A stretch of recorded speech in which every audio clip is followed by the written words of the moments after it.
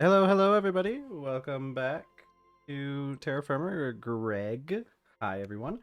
Sorry it took me a couple more minutes to get prepared than I normally do. I was doing some stuff with my mic and changing some things to make it so that um, it maybe works a little bit better in the future. I don't know. It's more of a personal change. I got kind of caught up. I didn't think it was going to take so long, but it did. Hmm. I just thought a way to fix one of my problems. That'd be a good idea. I'll do that later.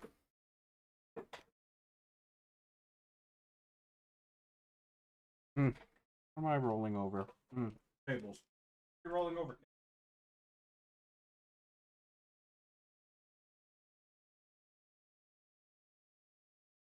Hold on.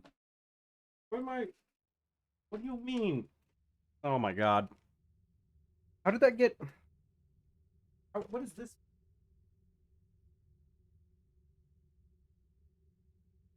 What does this cable go? Oh, that's what this cable goes to. Oh, interesting. Okay, I'm gonna put this to the side. Sorry. Okay, let's get back into our TerrafirmaGreg. Sorry, I got a lot of stuff that's like doing things right now. Okay. Um. Okay. Let's go and oh, I remember what I need to do now. Okay. There's a couple things I need to do. Um I need do I have oak? I know I have oak, but what does it look like? It just looks like normal oak. Okay. So we're gonna take some of this oak and I'm gonna use it to make some planks. Because I realized something yesterday, and that's the fact that as it gets more towards winter, as it gets colder, we're going to get a lot more snowfall. And the issue with all the snowfall is that if I if the snow falls too much, it's going to cover up the indicator ores that are going to show us where certain resources are. So I really need to go and mark, which reminds me, I need sign. I need to mark where our where our resources are going to be. Okay, I should have made that for. Let's go make a few of those back at the base before I leave, because I need a crafting table to make those. Whee!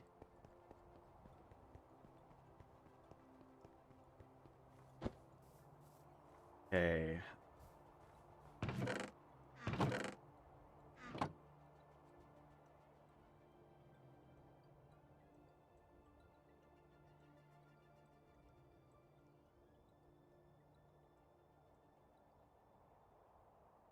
Alright.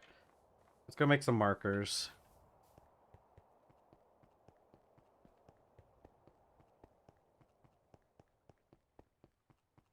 Drink. That's gonna be some cold water. God, that'd be refreshing.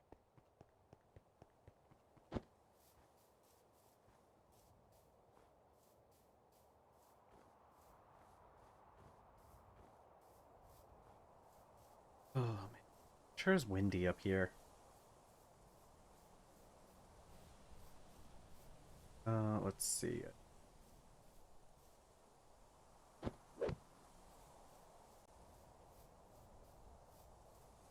A lot of our stuff is going to be in this section over here. Luckily, I think it's been slightly warmer in this direction. Um, and also, I haven't been over here as much, so it hasn't snowed as much. It's a little bit warmer over here. What I need to do is I need to set markers for the resources I'm going to gather. Or I'm going to, yeah, resources I need. Oil sands isn't important enough until we get into LV, so there's no real point in marking that. Copper is, but we already have a copper mine. What I need is some sort of zinc, iron, tin, and maybe redstone too.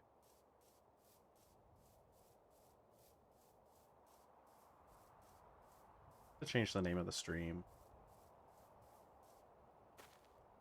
Maybe I'll probably do that next. I'll do that like next stream because I want to change it to something like winter is coming.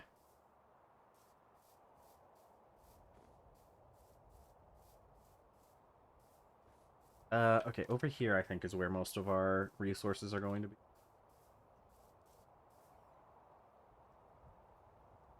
Double check.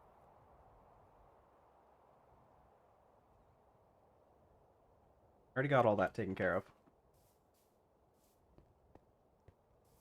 I was listening to Olivia Rodrigo before starting stream. Always fun. It was, bad idea, right? Seeing you tonight. Bad idea, right? It's a fun song.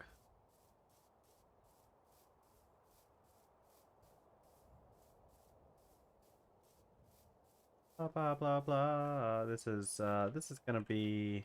Okay. This would be a good place to put iron and gold, but I know we have a magnetite vein around here somewhere, and that'll get us more than enough gold, and it'll get us more iron than hematite and geothite veins will get us.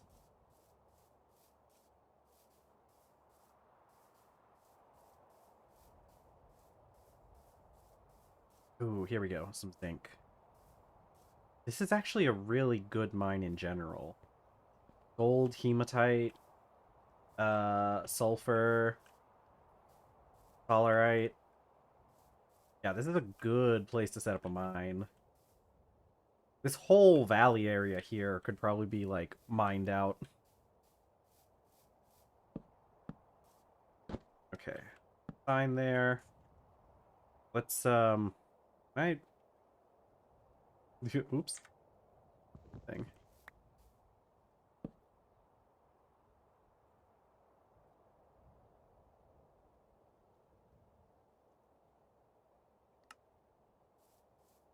Okay. Let's... Yeah, that's a really good vein. That's probably going to be the first one we really tap.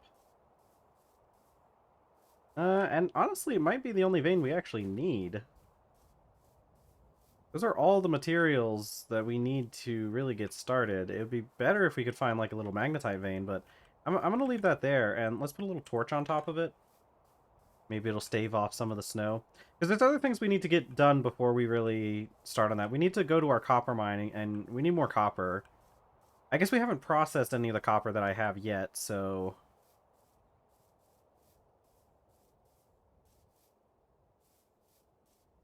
Well, how am I gonna... Let's see, I can probably...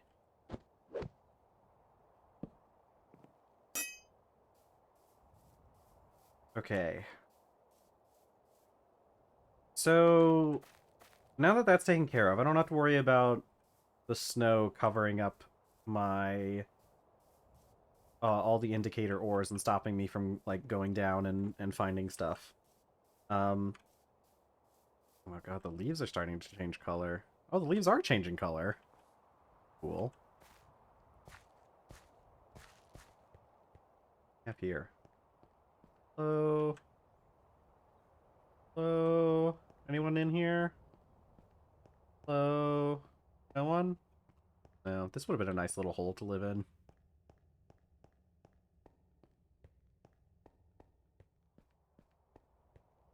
Okay. I think the thing is, we're going to be in a position where we're not really gonna be able to make a whole lot of progress during the winter. At least not this first winter. Because there's gonna be a lot of things that just shut down for us during the winter. And...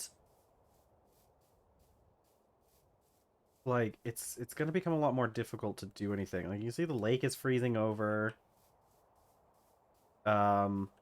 I don't think we're even going to be able to do a whole lot of tree tapping, because I'm pretty sure that takes a lot more. Like, it takes, what is it? It takes, like, the time, it needs to be springtime, or not springtime, but it needs to have higher temperatures than what we get during, well, even right now. It's already below 6 degrees. What we need is a yak. I need to find a yak, pull them in, um, lead them back over here. Not a yak, muskox. Because we're going for the, um, we're going for the wool. We need wool. We seriously need wool. Okay. That's going to be the first thing we work on.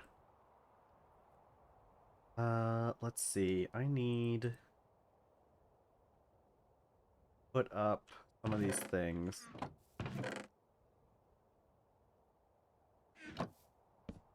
Oops. Okay.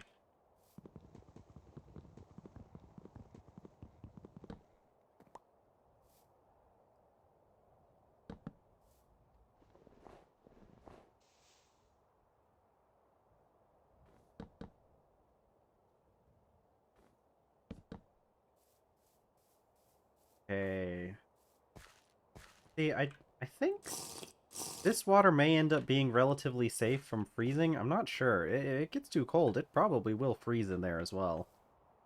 I guess we could put like a torch in there or a campfire to try and warm it up.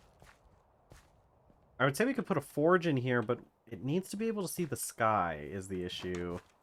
Or it'll even try to run. Alright. Let's take a check on our I need to look up some things about tree tapping. So here's the thing. Is it gonna tell me? Okay, find suitable trees, a dedicated tapping index in the Arbor Firmacraft field guide section.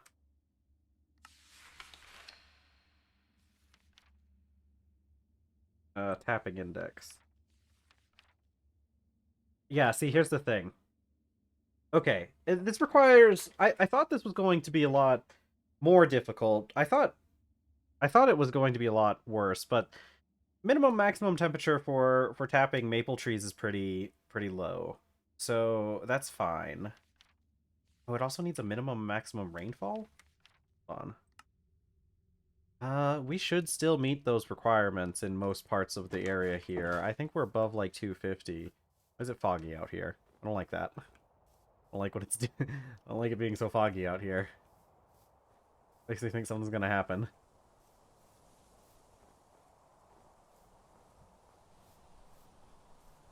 Okay, so this is one of our maple trees. It's in the right location. What temperature is it right now, though? 6. That's, you know... almost... Oh, I mean, it's enough. It's more than enough. Oh, this is for... Okay, wait, hold on. This is the temperature required for production. These are where they spawn. Okay, I see. So it is a little bit less than what I thought. Spring exclusive, though, so this will only process in the spring. That's crazy. We'll have to make sure to get those tapped before spring. Birch will produce birch sap to process into birch sugar, also spring exclusive. These trees, which we can get from the beneath, minimum temperature 22 degrees Celsius. We will not be able to process that, not be able to tap that. So that is not helping us out a lot at all. Wait, no, these don't come from the beneath. They come from somewhere else. I think it's rubber figs that come from the beneath. Minimum temperature 12°, not very good for us. Capoke only needs a minimum temperature of 1°, so we need to go find capoke trees. Okay, we still need to find capoke trees. Aspen. Ooh, okay. What we need are aspen trees, and I think I know where to find those. Spruce is also good. Oh, okay. Spruce is even better. Okay, we need to tap the spruce trees. Those look like they're going to be our best. Our best option is tapping spruce trees. Which, lucky for us, we have spruce trees everywhere. And they will produce at a... Hello, Nomsi. Yes, it is Greg. Tapping spruce trees is going to be our best idea in this climate. So, I guess it's a good thing we have lots of spruce trees around.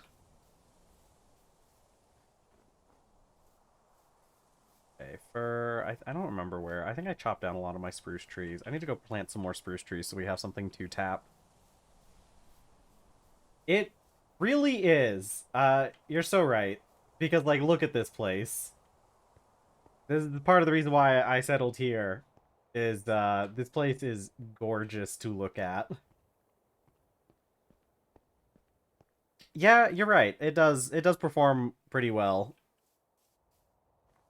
I think, I think the thing is, like, modern versions of Minecraft tend to run a little bit better. I feel like we've gotten better at, like, optimizing Minecraft as the years go on. I don't know if it's necessarily Minecraft itself that has done better at that, like Mojang or Microsoft, but I feel like we have a lot of optimization mods that really help Minecraft run well on modern hardware.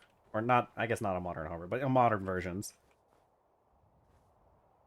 It is. New Horizons is a very well optimized one for 7.10, but I feel like that's New Horizons is a bit of an outlier, I feel. I don't, but to be fair, I think like a lot of people probably aren't putting that much effort into making packs and optimizing packs for 7.10. I think it's mostly just New Horizons that is the main reason why like a lot of mods, a lot of optimization mods exist for 7.10. Because otherwise, I think a lot of people probably would have just not really cared that much. Okay, I want what does it take to grow these? Temperature -6 to 17. Does this have a... Okay, it does have. Fruiting. Strawberry, that's not going to help us. Cranberry, not going to help us. See, the issue is it gets too cold during these months probably to allow a lot of the bushes to provide any fruit to us. Yeah, see, this one will only survive down to -2. That's actually pretty high. Or yeah, pretty high. What I wanted. Oh god, I'm hitting the wrong buttons. And what about snowberries? Yeah, snowberries go down to -7, but bear fruit in September might actually be fine for us. Because it's almost September now, and it's about -7. It's August. Fine. Okay, I need to start working on getting into the Copper Age. Oh no, I need the yak. I need the... not yak. Muskox. I need the muskox first. Keep forgetting what order we need to do things, but we seriously need to get the muskox. We need a muskox first, then we can worry about anvils. Quest complete. Yes, yes.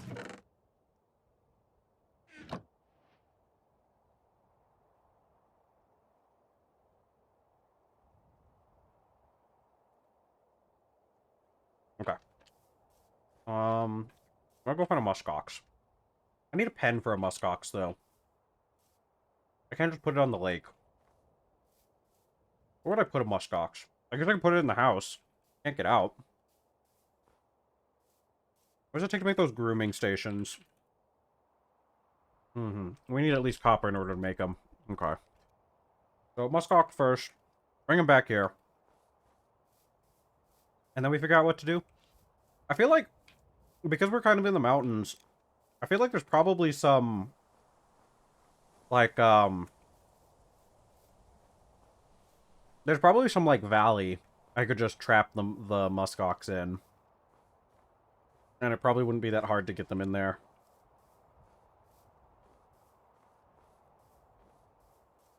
At least we could put them there temporarily.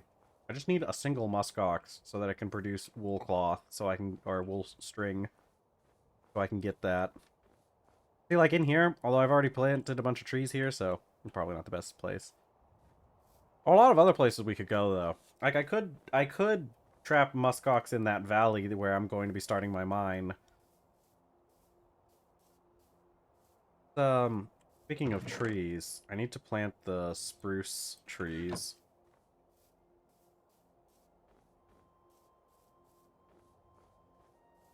Okay. Yeah, let's get some spruce trees planted up here, because we really need the spruce trees. I was looking through the thing before. We need to be able to tap the spruce trees. With the spruce trees, we can get the conifer resin, which acts as wax. And with wax, we'll be able to make a greenhouse. And with a greenhouse, we'll be able to do something else. We'll be able to grow food, I guess. I do need to check something, though. We need a lot of brass. We need brass blocks if we're going to be... Oh, brass-plated blocks. Oh, okay. Okay. This is something new that they've added in... since in the update.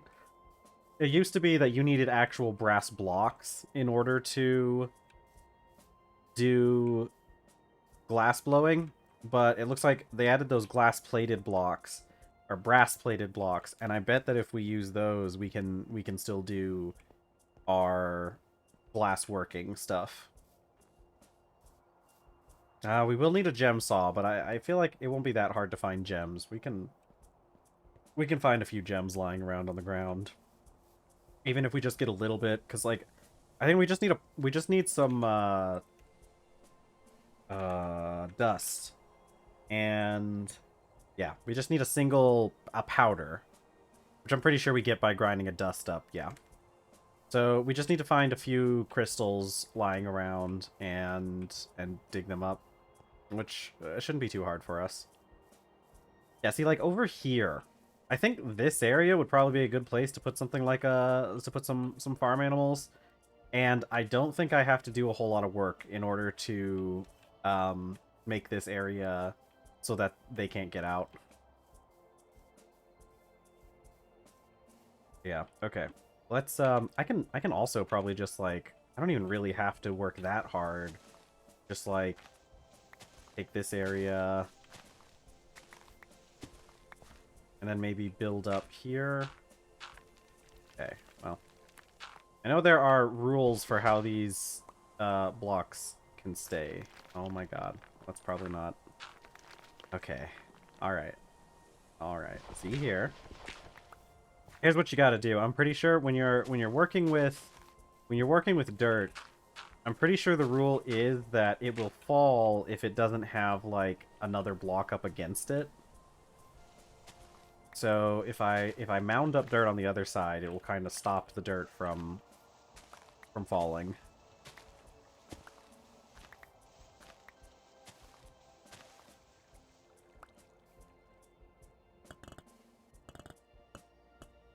I did check, and it does appear that, oh, I don't have any sticks on me.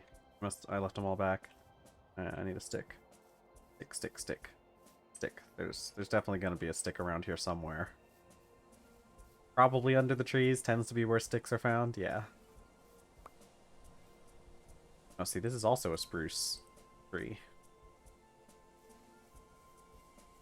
This is the one good thing. One of the few things, and not few things, obviously. I like a lot of stuff about TerrafirmaCraft, but one of the really good things about TerrafirmaCraft is that if you're ever in a situation where you don't have access to like your full kit of tools and everything, it's not that hard to get basic tools. You just look around and there's some rocks on the ground and a stick, and you've got yourself a tool,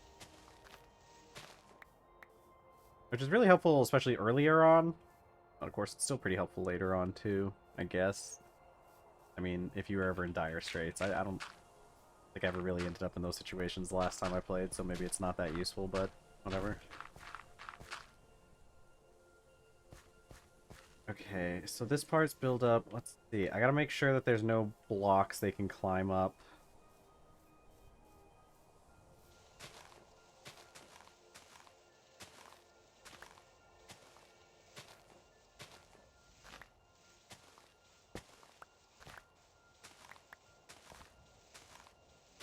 Maybe once we get to...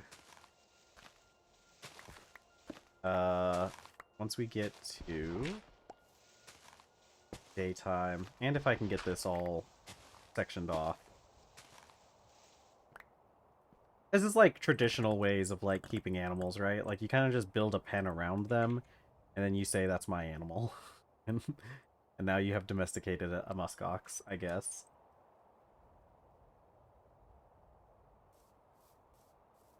You're now my muskox. Hmm.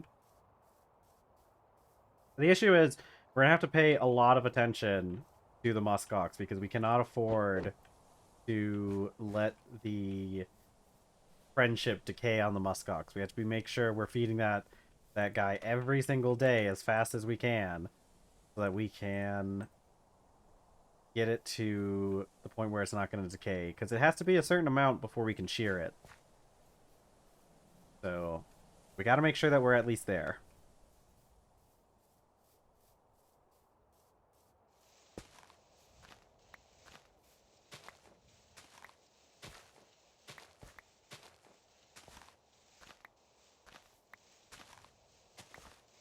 There's some oil sand dust here.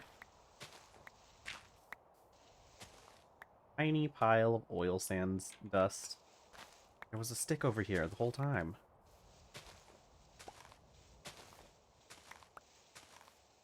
Oh, that's actually a couple sticks over here.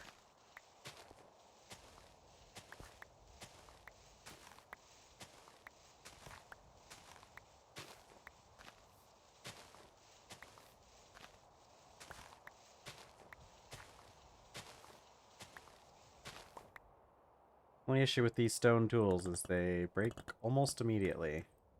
They are plentiful, but you have to remake them constantly, so. But we gotta get this muskox before we can start focusing on metallurgy, so kind of have to do this for a bit. And we're almost done.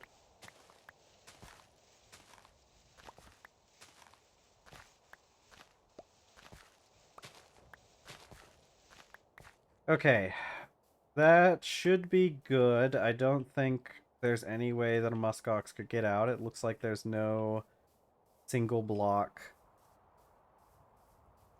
Yeah, there's no single block pathways out, as long as nothing falls at some point. I don't think will happen.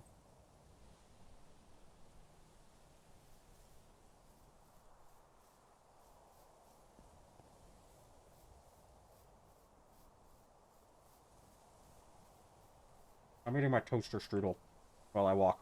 I know there's gonna be muskox in this direction. Toaster strudel.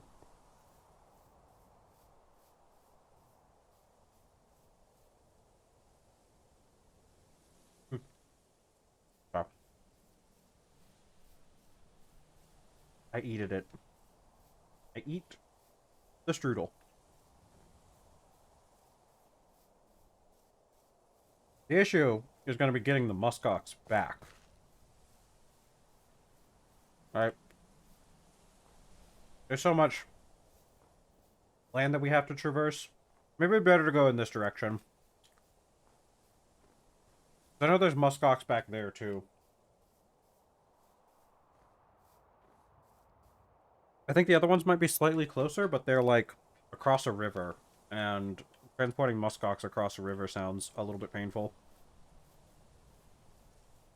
Waha! Barley grain.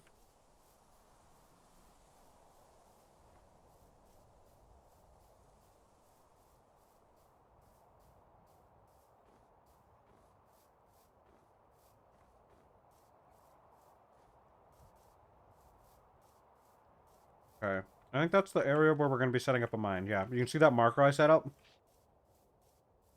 We're going to be placing a mine over there at some point. Don't know exactly when. After...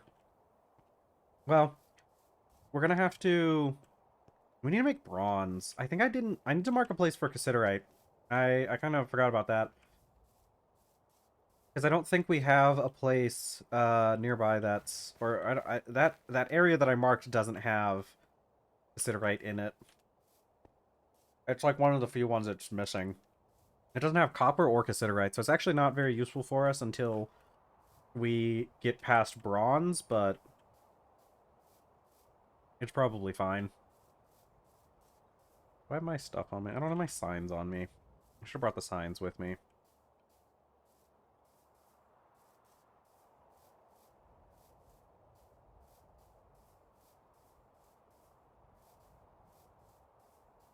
Yes. What's the rainfall like over here? See, the rain is we're close to 300 millimeters of rainfall, which is a pretty decent amount. I wouldn't say it's like some sort of crazy high amount, but it's a pretty decent amount. And is that graphite?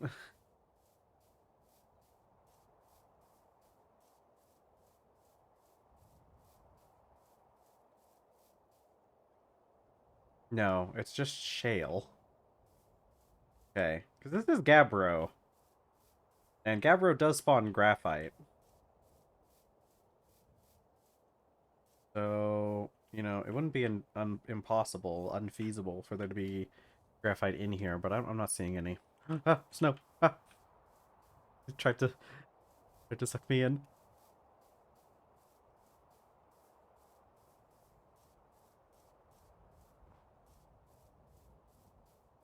Yeah, I'm pretty sure this place is gonna be pretty hostile to life once we start getting towards the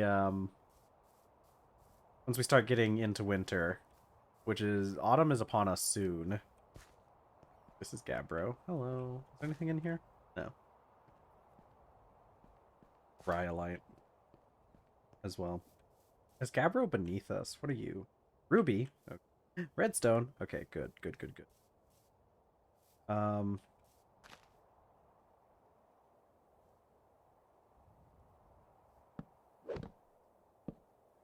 Okay, put a little torch on there. It'll probably burn out by the time we see it again, but just gotta remember that there is ruby and redstone in this direction. So we can use the ruby to make a gem saw, but the redstone is also needed for the greenhouse.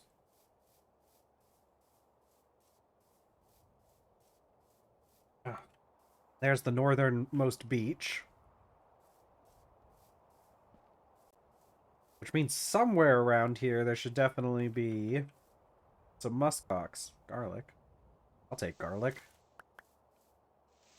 I know I have quite a bit of garlic at home, but I think these might also get covered up by snow once we get into the later seasons, and it'd be very unfortunate if we died from lack of food during the winter. I mean, it's not like it's that big of a deal, because we just respawn, but it'll hurt me emotionally. Dying, that is.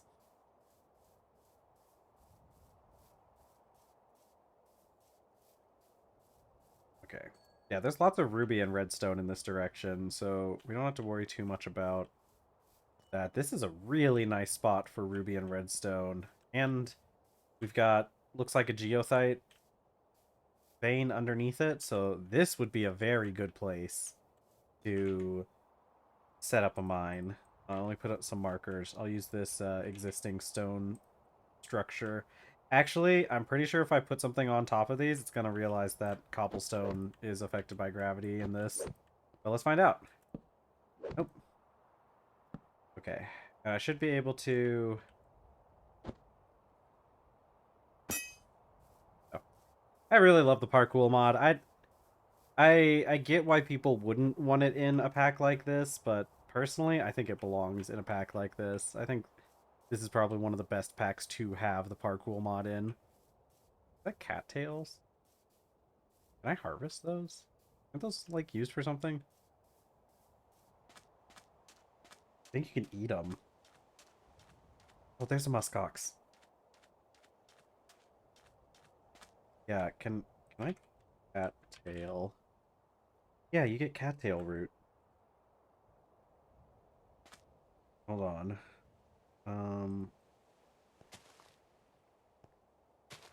Okay, that's not doing anything.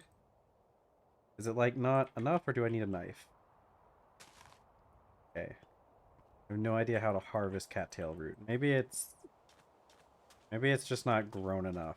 But hello, muskox. How are you? Female muskox? Perfect. Exactly what I needed. We wanted a female one, of course, because then all we need to do is find one other creature, or one other... just need to find one male muskox. And even if we find more female muskox, it's always good to have plenty of female animals, but getting getting multiple males isn't super beneficial. Yeah, come on.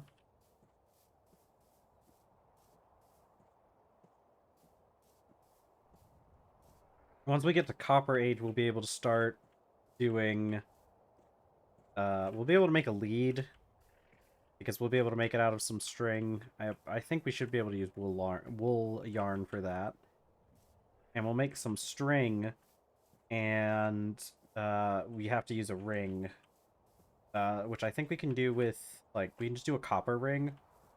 So we will be able to do it as soon as we get into Copper Age. We don't need anything like a wrought iron ring or something.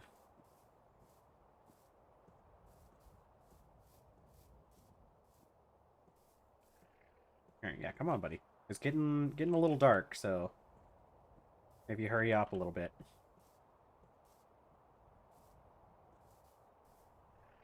Come on, you can make it. Ooh, more garlic.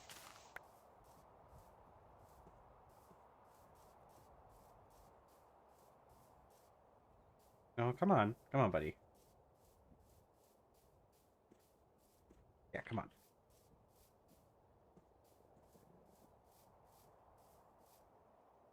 Oh, okay, come on.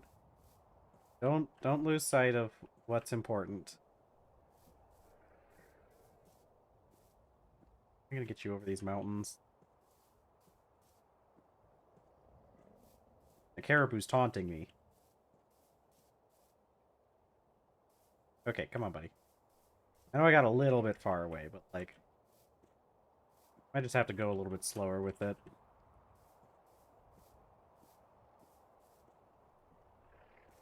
Mm-hmm. Come on.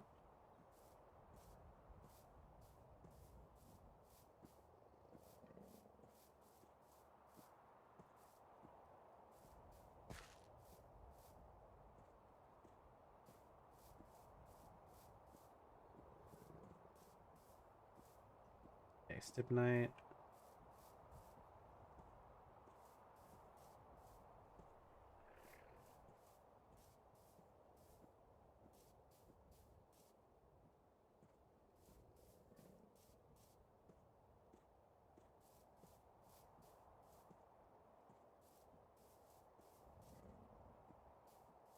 Alright. Not a whole lot of commentary to have on the journey of... No. The journey of bringing the muscle. No! Get out of the snow! No, come on. Stop spinning. Stop spinning and get out of the snow. Okay, come on. I don't know if they can die from being in snow.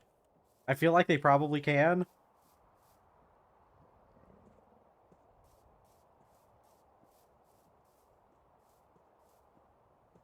Yeah, keep following me. We're almost there, I think. Yeah, no, if you keep following me, you'll get this tasty grain. Yeah, come on. Tasty, tasty grain. You know you want the tasty grain. I know you want the tasty grain. Yeah, I know. It's delicious grain. Hey, what wonders?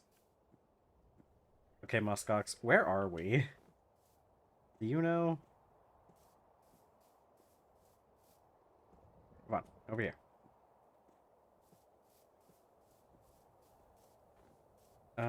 I know that's towards where my base is set up. I think we're a little bit off. I think we're a bit too far. I think it's more in that direction is where I want to go, but if I can at least make it back to the lake, I can find out where I am. Come on. Come along, buddy. Right this way. For your delicious grain prize. I know it's a lot of work. God. There's my... Okay, I know where we are. We gotta go this way. No. No! No! Yeah, don't hurt yourself. God, do I really not have water on me? I mean, I've got a whole barrel of water on my back, but I don't have my jug filled up.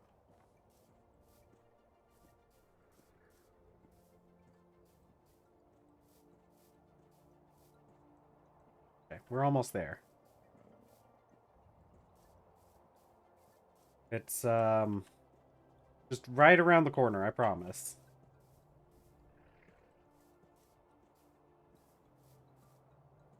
Come on.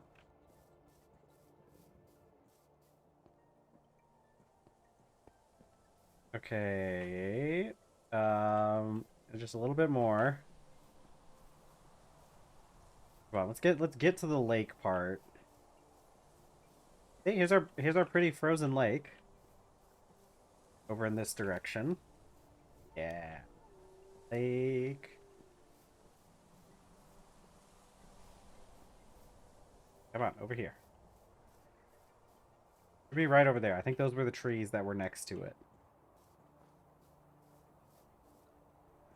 It is slightly easier to navigate once the lake starts to freeze over.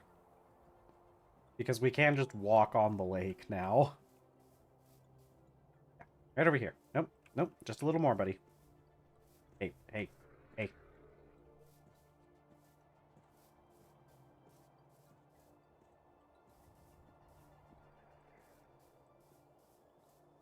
Okay, here we are. Gotta get you into the pen. Come on in. There you go, buddy. Here's your reward. Okay. So, you're stuck in here now. And we just gotta wait a little bit. Now, we do need to get to Copper Age before we can start shearing it anyways, because we do need shears.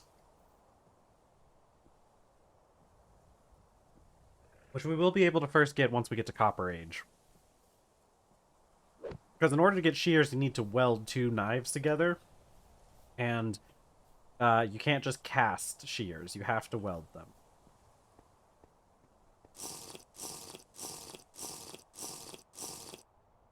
Okay, that's wonderful. Because with the acquisition of that animal, we will be able to start getting wool soon. And we need wool to make the best, like, insulated clothes. Because we can technically make, like, leather stuff right now, but wool's gonna be even better. Now, there's a couple things we need to do. We need to get into Copper Age, but I also do need more leather. And I do need more of just, like... I need more...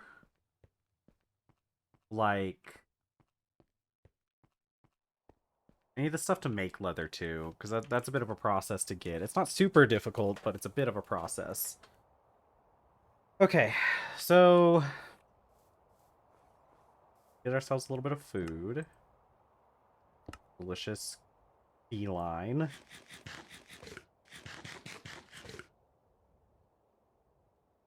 Back in there. That garlic up in there, too. We probably should eat some of the garlic, but the meat's gonna go bad first. Let's put that in there. Okay.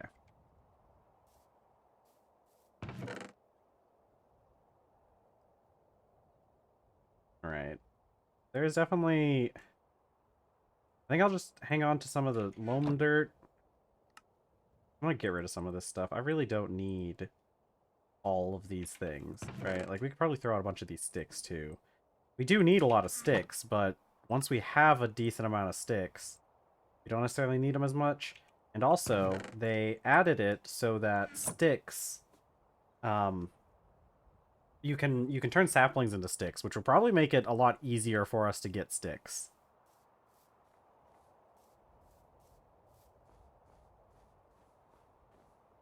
Okay. What do I need? I need tannin woods. Which actually that oak that I had was actually oak is better, probably better for cooking because it burns for 215. And I mean it only cooks at like dark red, almost bright red. But it is technically better for cooking than kind of any of the other ones. As long as you're going for like the amount of time. Let's get those oak trees planted then. I'll chop down some of the maple. Maybe we'll replant that and we'll get Where did I put my oak tree? Did I not get oak saplings? That's odd. I thought I had gotten oak saplings. Maybe I already planted them. I kind of hope I already planted them because I don't have any oak saplings. I don't think I did, though. I don't remember planting the oak saplings. Those look like oak saplings, though. Yeah, you are oak saplings, which is good. Okay, so there's a couple things that we need before we can really start doing too much. I would like more oak. I think oak... Because oak barrels do look pretty nice, especially with maple being like the main thing. I want my other ones to be a little bit different. Look up barrel. Maple looks fine. Spruce is in here somewhere. Probably that one. Yeah, spruce. Sequoia. Sycamore. Sequoia would be really nice to have, but we don't have that. We have sycamore. I think oak is what I want to go with. Birch barrels actually look okay. As far as like a lot of these barrels go, birch is probably like, or as far as birch stuff goes, the barrels are probably some of the better stuff.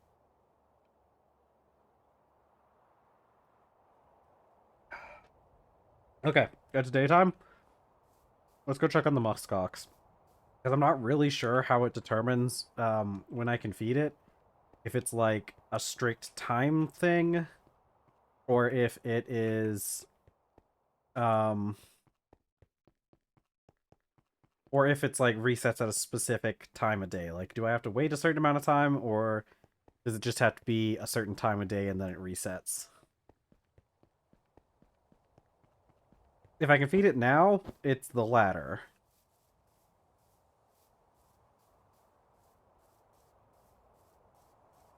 What's up, buddy? That back in there. Hey, buddy. Okay, it looks like it resets at daytime when it turns day. So we have to remember every time it turns day, we got to go feed that guy because we need to get the familiarity for the muskox needs to be up to, I think once it gets up to 30 or 32, it gets to the point. I think it is 30 because I think 32 just happens to be when we typically get to that point, you know? But with once it gets up to there, it won't decay anymore. So I think we have to get up to 30, and then 35 is better because that's the highest, but I don't know if it really makes all that much of a difference between like going up to 32 versus or 35 versus just staying at like 30, because I don't know if there's really that big of a difference. The maple trees are changing the color of their leaves, which is really pretty. And so are a lot of the other ones. The pines, I think those are. What are you guys? Yeah, no, yeah, pine. Okay, I want to check on the river, though. Does the river freeze? It's looking like the river kind of doesn't freeze, but we'll see. It kind of just goes into here and then freezes. So it's good if it doesn't freeze.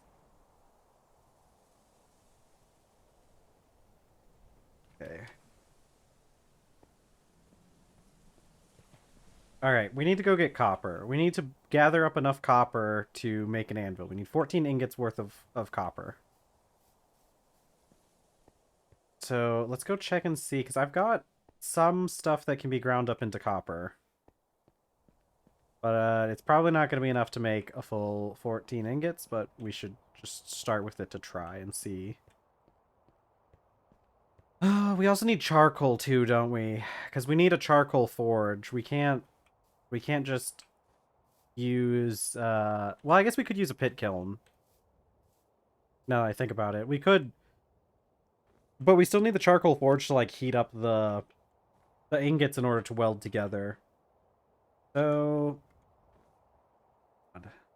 I guess we can chop down a few trees. What do we have in here? Pine, hickory. Birch, oak. I kind of want to keep the oak for a bit because I want to use it for things. I guess let's go chop down some pine trees. I'm not a huge fan of the pine trees because I don't like the color of the wood as much. It's a little bit too bright white. Like, yeah, these are pine. And it's a little bit too, like, stark white. I think, like, it would be good in some places, but I think with my overall vibes, I don't really like the pine trees as much.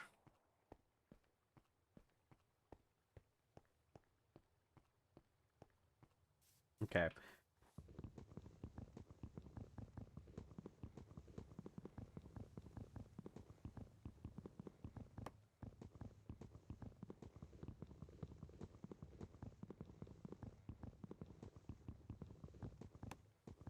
Chopping a tree. Hoorah.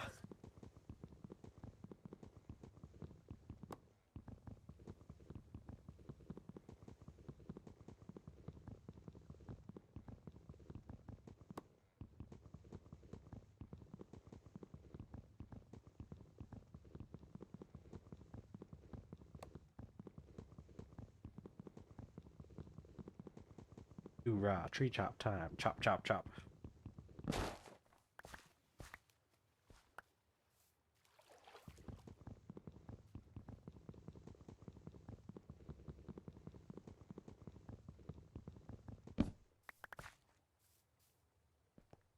Let's chop at the tree.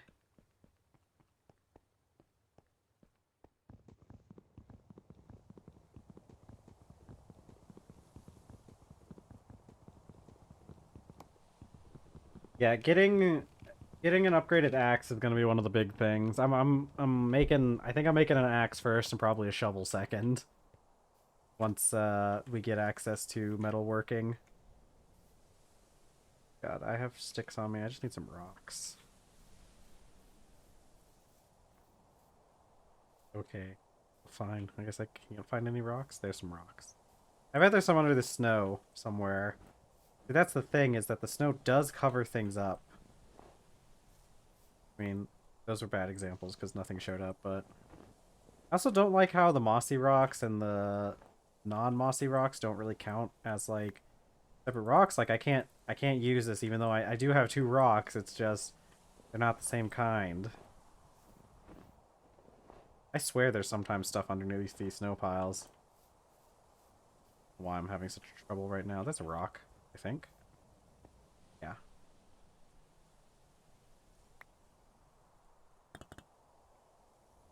I ruined it. I messed it up. Which breaks the rock.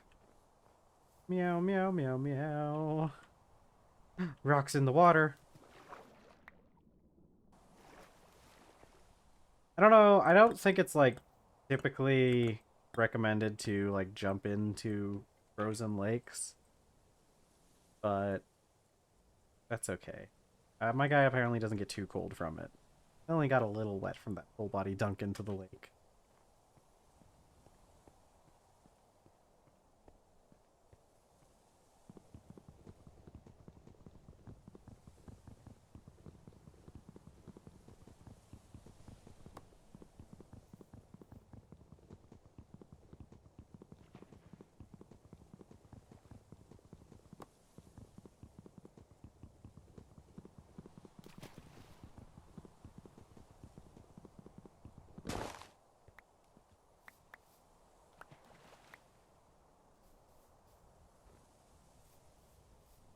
Okay, let's try and chop down... Let's chop as many trees as we can with the rest of this axe. Then I'll probably look into... Or at least until it starts getting kind of low. I don't know. I want to get a couple stacks because we want a decent amount of charcoal to start off with. But I also don't really want to sit here and chop trees with a stone axe for so long. I could cast myself a bronze axe. I could even cast myself a black bronze axe. But honestly, I think, like I mentioned before, I'm pretty sure masterwork axes, like a masterwork copper axe, is still better than a casted bronze axe. So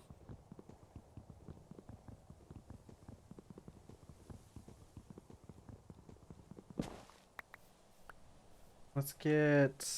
I have 2. I have to get at least 4 stacks of wood. We're probably going to chop down maybe 2 more trees. This one has 12 logs in it.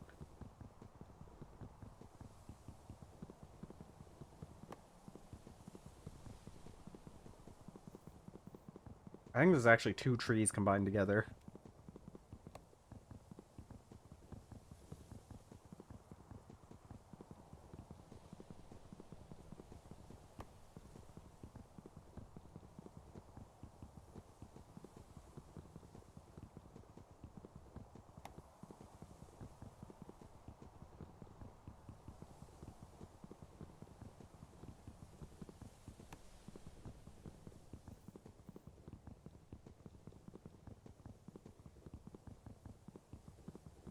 Chopping the trees.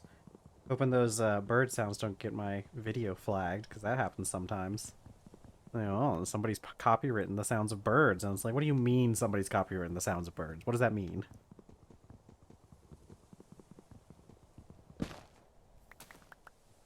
No.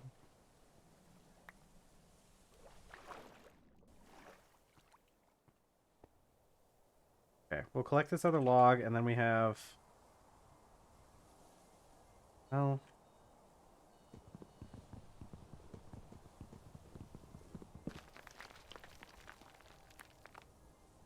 I'd like to chop down another tree. Or 2. I probably have to chop down 2, because these pine trees don't come with a whole lot of logs in them. They're pretty small trees.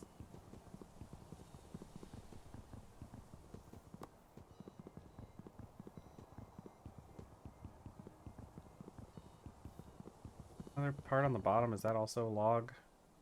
Dirt.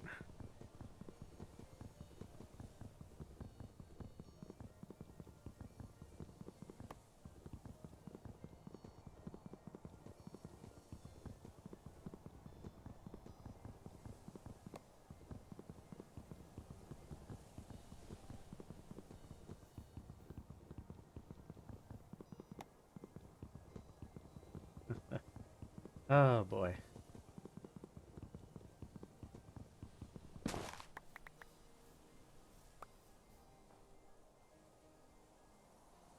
I still only have 3 stacks. Not even 3 full stacks. Bad. Let's just go with this. I don't want to spend more time chopping trees than I have to. And it doesn't take a whole lot of charcoal to get started. I could probably do the whole process with what, maybe, well, like like a half a stack of charcoal, which I think we should be able to get with this amount. Slide by drinking. Shouldn't drink and slide at the same time, you know? Oh, it's getting cold. I'm getting cold. I'm getting cold. I'm getting cold. You can see it. It's encroaching. It's encroaching on my screen. I'm getting cold. No. No, you can't do this to me. Can I just go inside? Is it warm enough in here?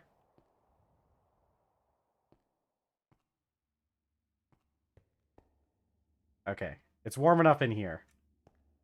I know it's hard to see because you can't really see the temperature thing because of the UI, but that'll... I've mentioned before, but this will go away once I get armor. Okay. Let's get a bit of a charcoal pit dug.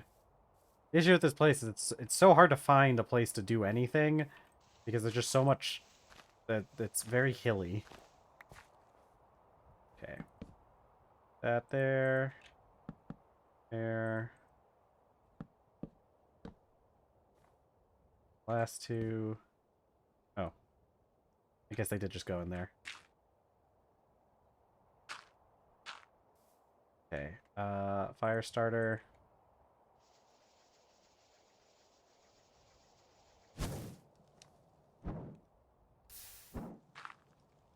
Okay. Go back inside. Cold. It's cold out here. Okay. It is not even... Oh, okay. It just entered into autumn. And... That felt like... Wait, that felt like it didn't take that long. Am I... My thing might be messed up. I feel like we I feel like it was only day 8 of August, and I'm supposed to go up to um it's supposed to go up to day 14. But then like did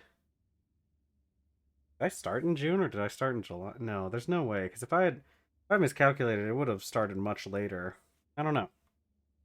Is there a way to check slash time? Yeah, I can't because I don't have the cheats enabled. I'll have to double check and see. Um, I'll have to double check and see the time to see. Oh, we're also an hour into stream. Hello, everyone. If there's anyone new who's watching, who is not yet following, make sure you hit that follow button. It really helps out the channel, and it lets you know when I go live. So, works out for everyone. Okay, I gotta find out. There's no way, because well, unless the file just didn't go. Hold on. I'm gonna check it now. See, this is the thing you can do all the time. You can always open your world up to LAN. Doesn't matter any of this. Was time that no query? Oh heck. Calendar ticks? That's not helpful. Day? No. Day is 25. The day is 25. We can use that to calculate how long it's been. Because you start on June 1st.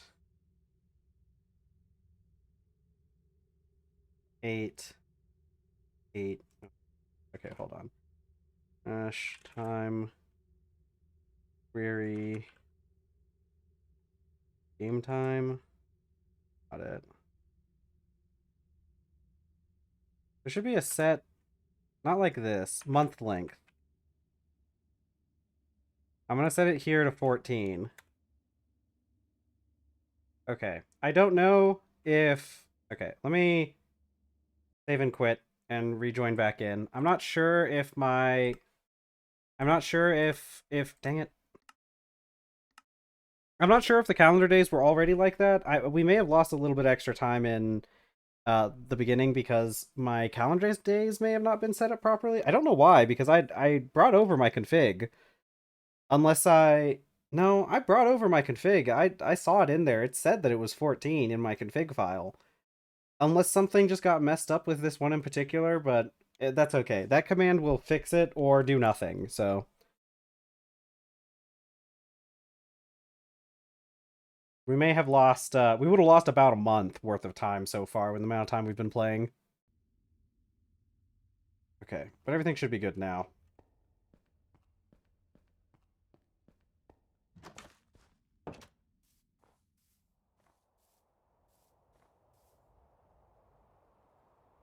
Yeah.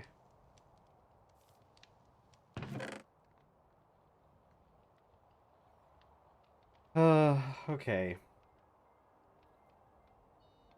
Copper. I need to process that copper I got.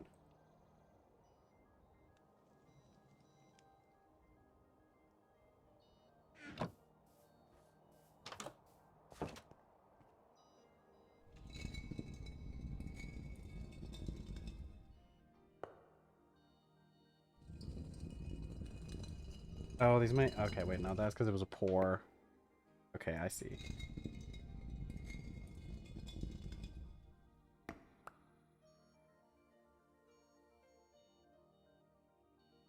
Tetrahedrite. Yeah, we're gonna need a lot more than this.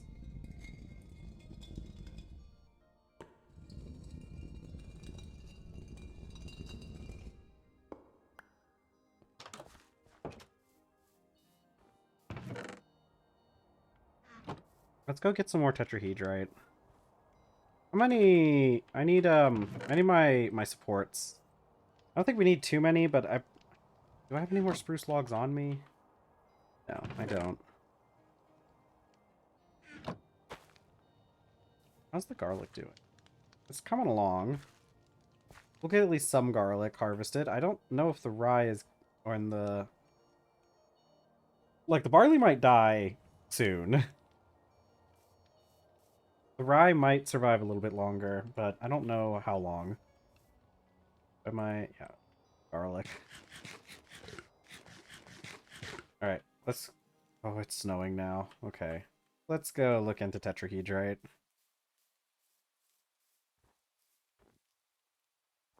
Oh, wait. Is that the sun? Is it gonna rise? Is that what you're doing, sun?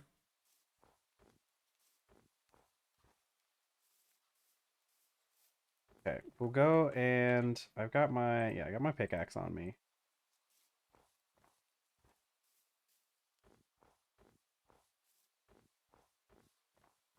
The issue is it's old. It's old. But the tetrahedrite mine is right over here.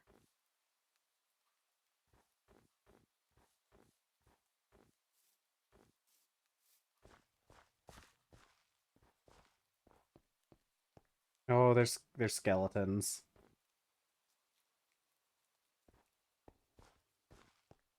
Okay. I will be safe in the mines. I don't think they're gonna come down the ladder. I don't think they can. Oh, that temperature meter's going down quick. It's cold down here. There's snow. There's snow. Okay. Alright. We got copper ore. We got saltpeter ore. Do I have ladders on me? I didn't bring ladders with me.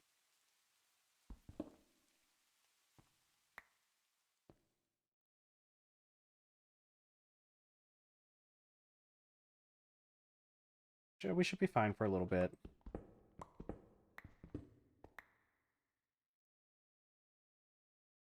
Supported. Won't trigger a collapse. Trigger a collapse. Tetrahedrite. There's some.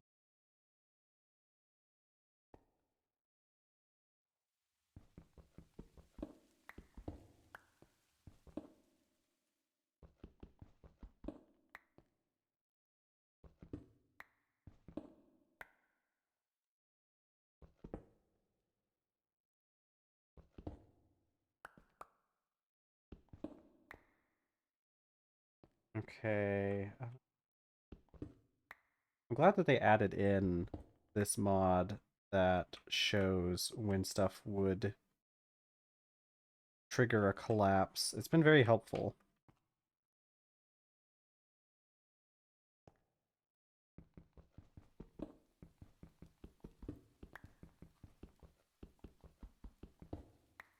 Okay. Do I have a decent amount?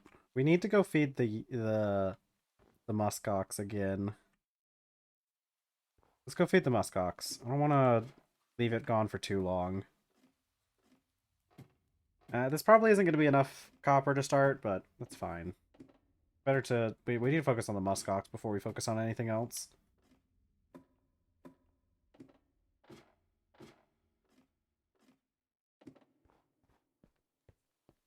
There's a creeper over there, too. Lots of creepers. Maybe I should have... maybe I should start a copper mine somewhere where there isn't, you know, a whole bunch of creepers. Probably a good idea. But with this snow settling in, it's going to be harder and harder to find places to mine.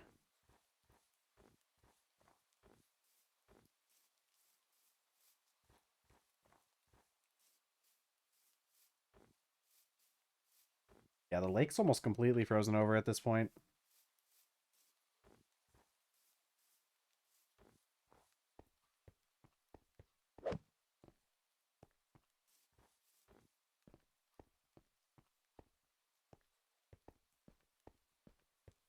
Yep.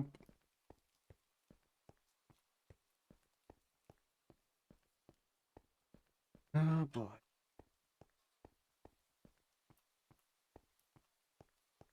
We're gonna find ourselves muskox. We're gonna feed the little muskox. It's gonna love us. It's gonna provide wool for us.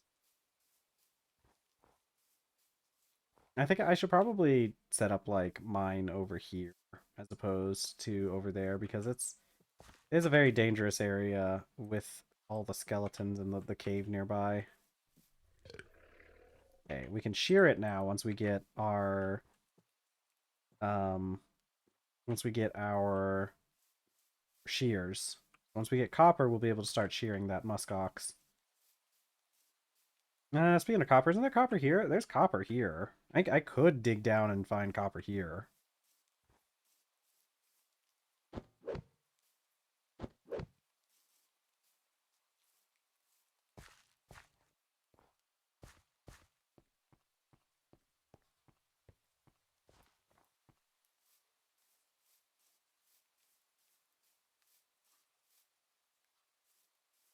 This is where I want to set up some sort of... I want to set up some sort of mine over here. And this mine, a lot of really good resources in here, but I think one of the few things it doesn't have is copper. Like lots of gold and iron and everything, but no copper.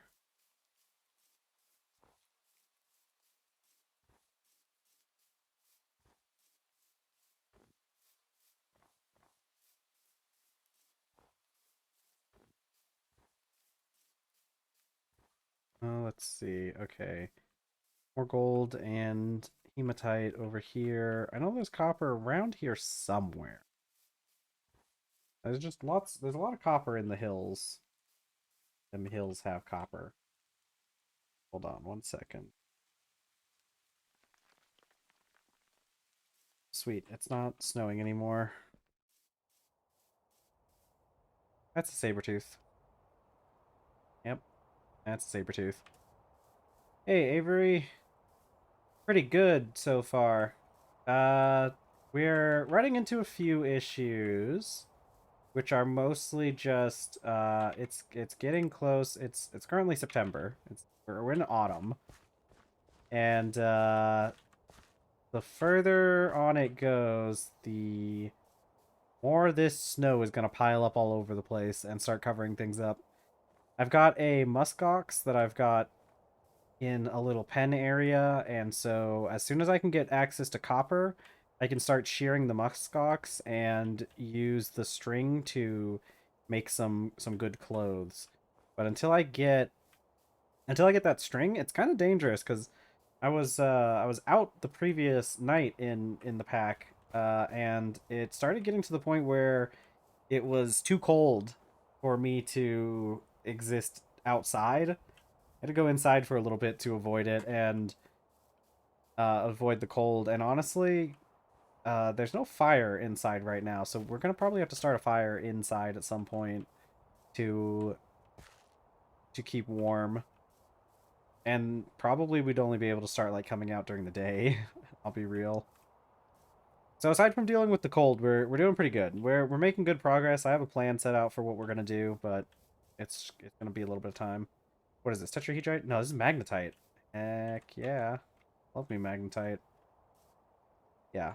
This is a good vein. No, this is really good because like this whole area is just chock full of resources. Right.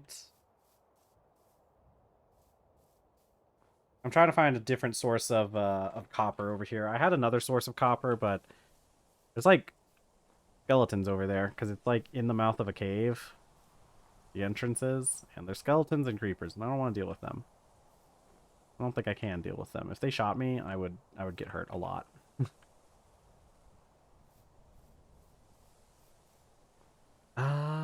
See, this is where the muskox is. You can see him or her down there. Let's go.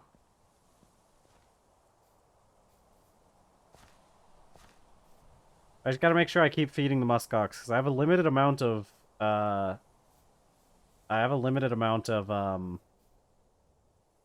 grain that I can use to tame that thing. And yeah, having like yeah, since I don't have access to good foods right now, I'm really low on health compared to what I normally have. And hey Adora. Yeah, we started over because if you hadn't heard, they've updated the mod pack. We're not in 0.7.19 anymore. We are now in 0.9.4. So there was a major update to the pack, and they changed so much. Let me show you a bit of the quest book.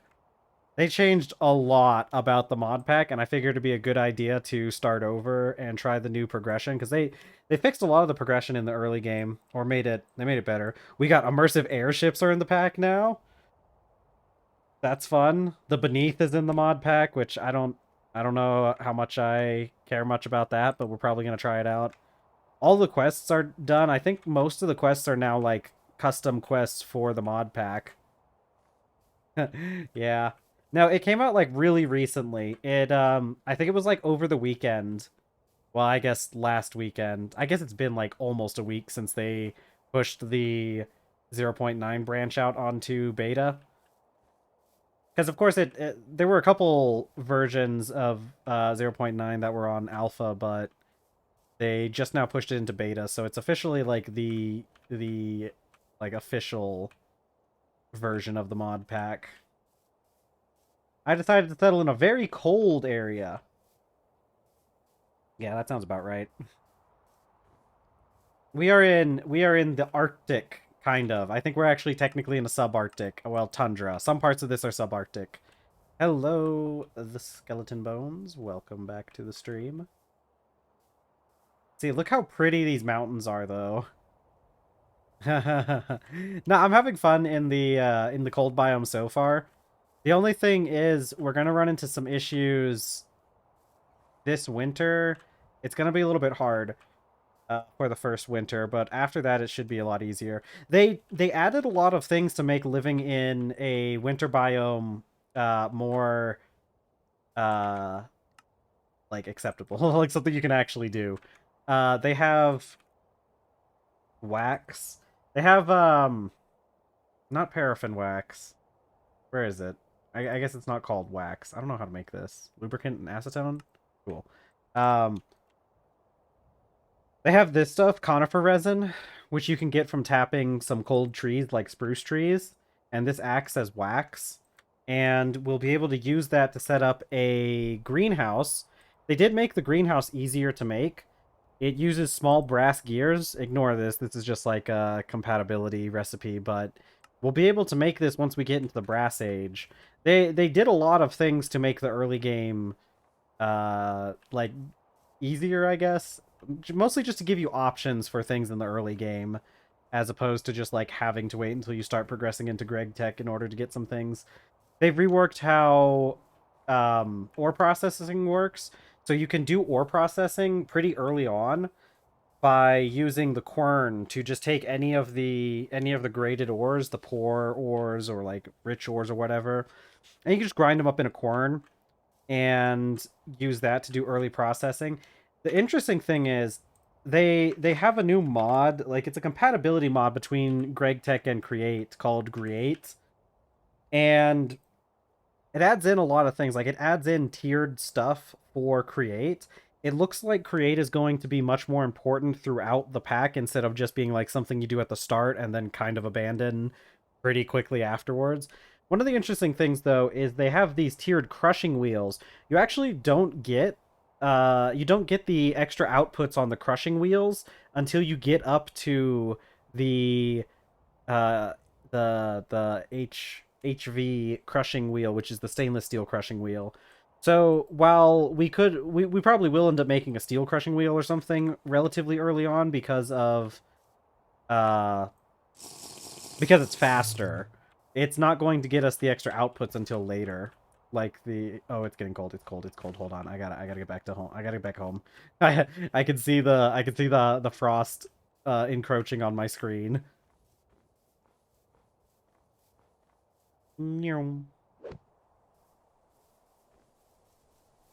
But we'll be able to use the millstone to do early ore processing too once we get that.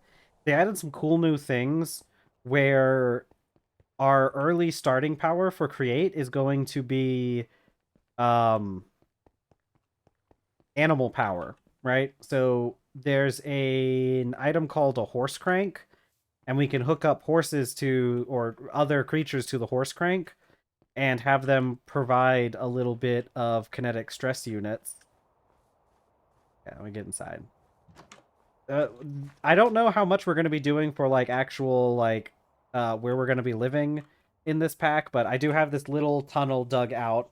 Yeah, I do have this little tunnel dug out for our home so far. I do have my little thatch bed, so we're not going to die immediately. But I can show you early automation in this place right here. We'll make this horse crank. Just need to get to the Bronze Age so we can get bronze gears and whatnot. And then you can make this horse crank, and the quest tells you that here we are. There's 3 different categories of animals you can hook up: small animals, medium, and large. Part of the reason why I wanted to settle in a cold area is because we have plentiful large animals. Muskox and yak are going to be main animals that we use anyways. So we'll be able to hook them up to a horse crank and do some stuff, like have them power our mill once we get that. Oh, they also added a lot of stuff. Okay, really cool thing. They added this mod here, create vintage improvements, which adds in a bunch of stuff. You've seen wild muskox IRL? That's crazy. I've never seen a wild muskox. I don't think I've seen any wild large animals like that. I've seen bison before, but they were at like a zoo, so I don't know if that counts. That's crazy. But like, look, okay. So they've added these create vintage improvements, which basically adds in a bunch of stuff to do like low level Greg Tech recipes with create. So you've got the Helve hammer before. Helve? I think it's Helve. So you can make this thing, and this thing will do a lot of the like forge hammer recipes. So like you see, you can use it to pound double ingots into plates, and you can use it to pound blooms into wrought iron. So we don't have to do that whole process of constantly hammering everything all the time like we used to. Once we get access to this guy, which really isn't that hard to make. It's Bronze Age stuff. But there's also like other things. Create. Okay. How about vintage? Because they got the spring coiling machine. And it can do wire. It can do the low level wire and springs and stuff, and a lot of things. So this can act as like a wire mill. The vacuum chamber, I don't remember what this thing does. I guess it can make double ingots. Yeah, it can make double ingots. It can make double plates. It's actually pretty useful. That's kind of the only thing it does, but that's actually pretty useful. I can make these on my own though, right? Yeah, okay. That's actually pretty useful. I don't know what a vibrating table does. Oh, it does this. That's not terrible. Oh, it looks like it works as a low-tech sifter. Let's see. Seen bison IRL before? For the eclipse, went to Kentucky. I didn't know they had bison in Kentucky.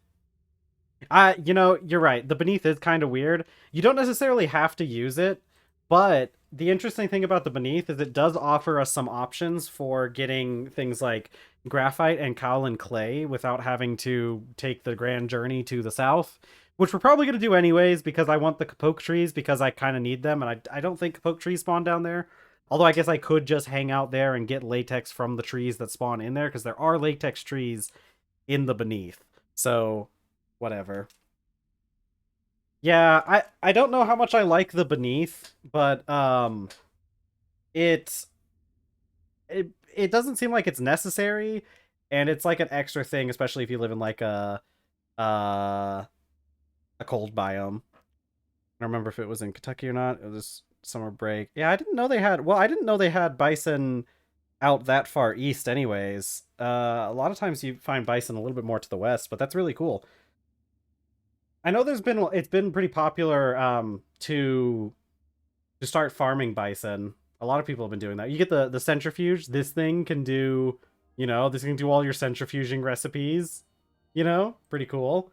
We already looked at this thing, the lathe. This is a lathe. I mean, it's kind of just because you know there's also a lathe in Greg Tech, so there you go. But yeah, this is what is the recipe card? What does that for you? What do you do? Oh, it's for the lathe.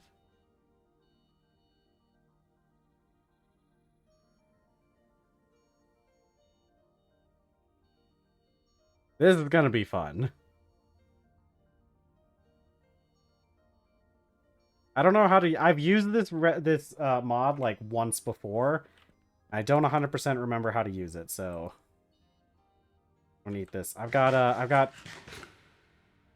It's very echoey in here, so just don't mind the sounds of my chewing. Yeah, there we go. Is it daytime yet? It's not. Close the door. Let's grind up this stuff I gathered. I am also at the point where I'm just throwing away rocks. And a lot of saplings. And most of my sticks. And this dust. I don't have the storage space for any of this yet.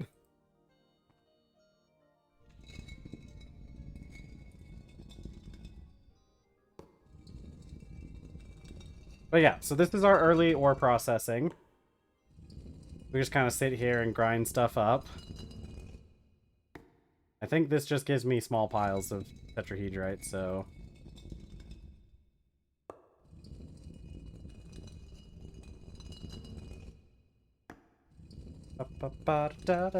Grinding up the tetrahedrite. And the great thing is, once we get the... Why do I have this stibnite? I didn't mean to get this stibnite. Once we get the mill, we'll be able to do this faster and even automate it a bit. What did I just crush up? I just crushed up saltpeter. I don't even know what I'm doing. I'll just crush up everything. Whatever. I guess it's better to have it all as like crushed ore than stuff that doesn't stack. It's not like we're going to be unlocking too much more in the way of ore processing for a while.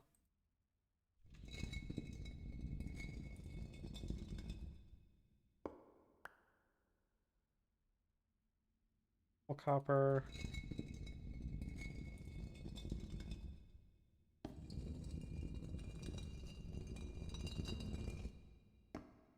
Yippee, copper ore.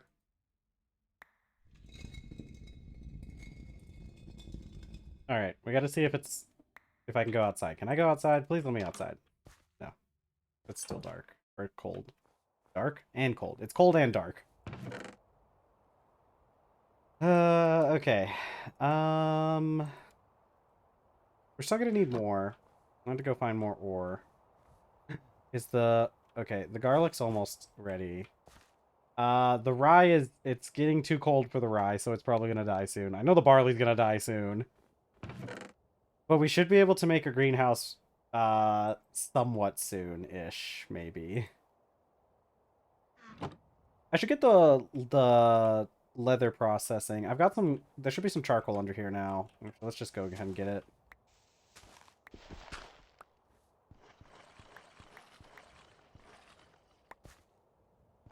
Charcoal pile.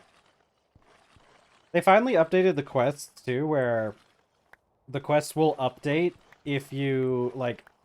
If you do it before you get the prereqs, it will go back and, like, it still counts, right? You can see in, I'm sure there's probably some examples in here somewhere where I've collected something and haven't finished the prereq quest. I've been paying as much attention to the quests in this one because of that feature.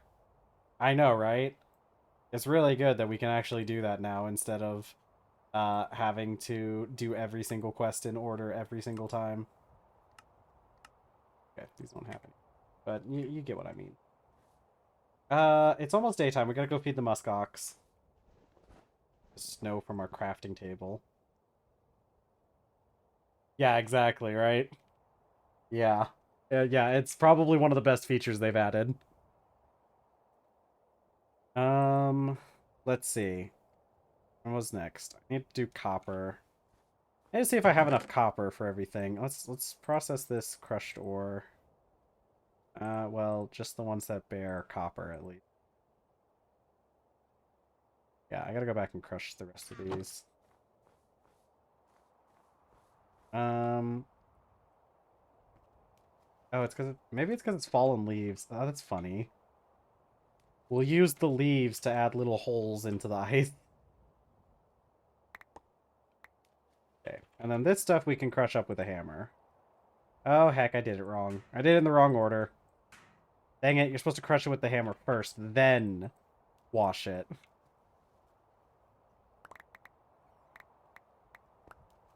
But I guess it doesn't matter because we didn't have to crush it again. And we just had to wash it again. Okay, so I've got... Hold on. Let me add together... We don't have... Well, we do have quite a bit. I don't think this is... though. 6 plus 10, 30 plus 10 divided by 144. Oh, actually, we only need a little bit more. That is like 13 and 13.8 ingots worth of copper in there. So we really only need a small amount more. Yeah, let's go check on our muskox. This is one of my favorite parts about it getting colder here, though, is I can run across this lake now.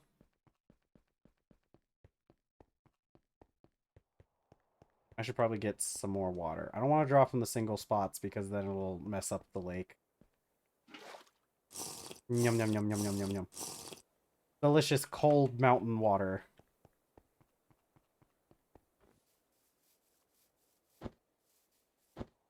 It's got to be refreshing. It's got to be like the crispest water. Especially now that the ice is forming. The muskox's little pond did get completely frozen, though. Unfortunate for her. Okay. Okay, we only need to feed her a couple more times. And I know we have some more rye that I got.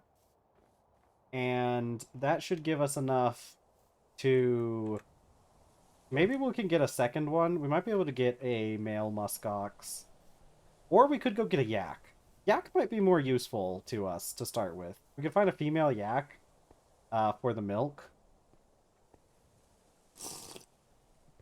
Yum, yum, yum. Look at all these fish here. We're probably gonna be eating a lot of fish. Especially once it starts getting more into winter, because I think we have already lost our capabilities of making food. Or of growing food. The garlic, maybe we'll get some garlic, but other than that, I don't think we're getting much.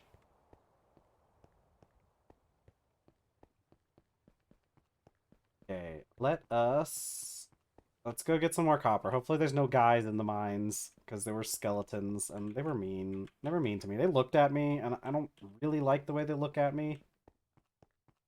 There were also creepers. Creepers are also sad. I don't even have any armor. I don't have any armor. I don't even have leather armor.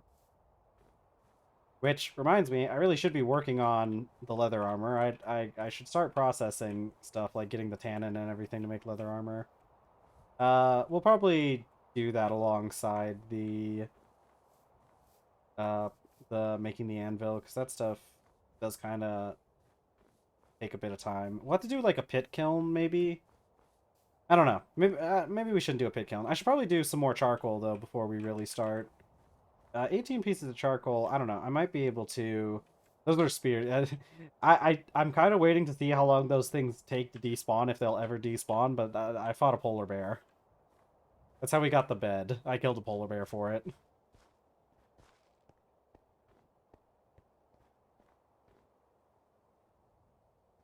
Okay. I want to get a mining hammer too. Yeah, no, it is the polar bear that I killed for the bed. It is. You're right. That is pretty dope. I want to get the mining hammer too, because that's gonna make it a lot easier for us to make our base to dig out the house bit area. Here's the thing, is like not everything. This is like too. Yeah. I don't think they. Well, I don't know. They might have IKEA out here. Honestly, it looks like a place where there would be an IKEA. And they did add this. If you can notice, the tooltips now tell you if if something can cause a collapse, which is very nice. Okay. Let's see. How many layers of stone to TFC now with the height world increase? I think it's still 3, but I'm not 100% sure. I think they still have... I think it's still the 3 layers, but they're just bigger now. But I'm not sure. I've never dug down to bedrock in this mod pack, to be honest. Which we're going to have to do for the Beneath mod. So we're going to have to go down there eventually, but I don't know the answer to that question off the top of my head. Okay, saltpeter. Might as well. Yeah, I need... Yeah, there we go. Stibnite? I don't care about stibnite. Tetrahedrite, though. But I do need this out of my way. Ooh, copper.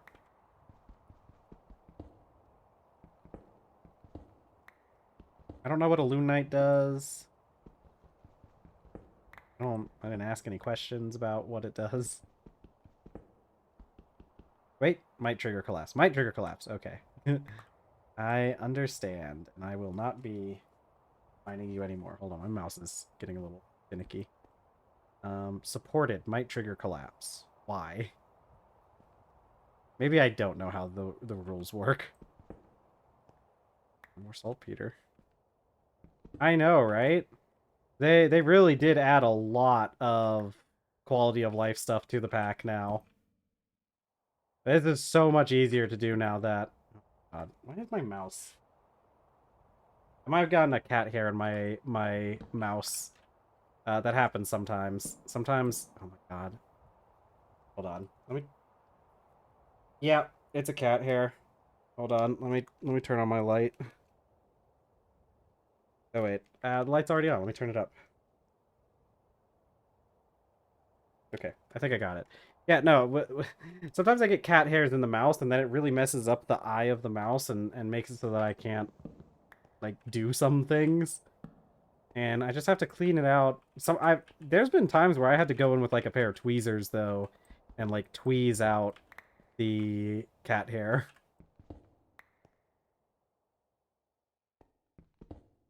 We're definitely going to have enough now to do what we wanted. Oh my God, there's so much in here, though. Copper, copper. More copper. God, I really am a big fan of the thing that tells me when stuff is going to collapse and when it isn't. It's... Like, I didn't even consider the fact that they had an add-on that would allow that kind of thing. Alright, my inventory's full up. Let's go on, head out. But, like, it makes so much sense, right? Like, I definitely feel like it's one of the most difficult parts of learning TFC is trying to figure out when you're going to accidentally collapse an entire cave on top of yourself.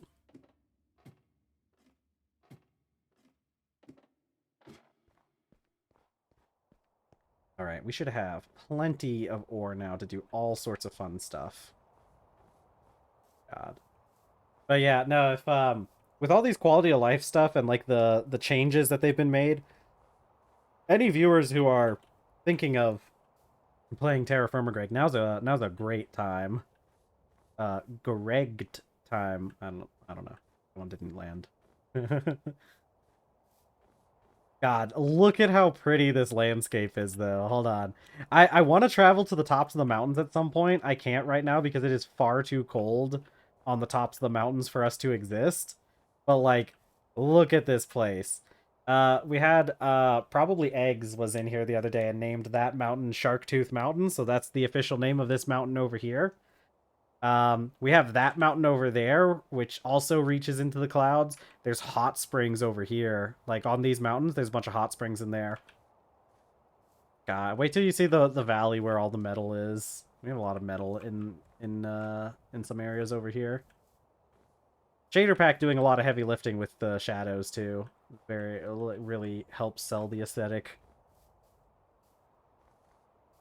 Alright, I don't really need any of this dust. We can always... See, I used to keep rocks and everything because I didn't realize that you can just make those at a relatively low-tech level in in Greg Tech. Ooh, one of the really cool things. Check this out. It's in one of the quests. Hold on, I can show you. I think it's in low voltage. It's in the quest for the rock crusher. Maybe it's in the steam age actually. Early automation? It's probably in here somewhere. Rock crusher. Rock crusher, it can take any raw stone or cobblestone. Yeah, cobblestone now. Crusher. Let me double check the recipes. Right. It can now take in cobblestone. Oh, it makes cobble though. Heck. Well, actually, that's not bad for some cases. Was it always able to do cobblestone? Was I just like not knowledge? Did I just not know that? But it can take in cobblestone now and make cobblestone, which is good because if you want to make bricks, like you need the rocks anyways. So it like removes a step. Okay. Put in. I really should just like crush up all this stuff that isn't. Should just process this. There's no real reason to keep it.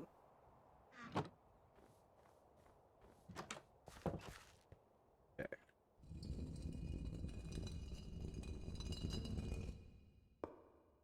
Yeah. This way we'll only end up with like 2 of each. It does kind of suck that the poor ones only give small piles. It's gonna take up more space in my inventories, but I guess it's better than it taking up 3 times. It makes it so it only takes up like 2 slots for each thing, as opposed to before where they took up like 3. And I guess the tiny piles can get combined into the normal piles, so I guess there's that.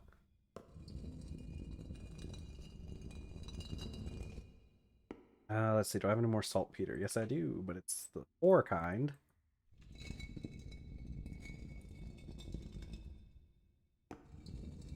Oh wait, this stuff gives. I'm sure there's probably some that just straight up give the normal. Because there are different rates on some of the things. Hopefully they fix that thing where some ores were better to process. Like most ores were better to process like through crushing first, but there were some ores that were better to process through like actually in the forge hammer, I think, instead of using like the crushing wheel, which is a weird disparity that hopefully they fixed because I don't like that. And like have to look stuff up. Why not just throw everything into one big bin and have it all get crushed up at the same time?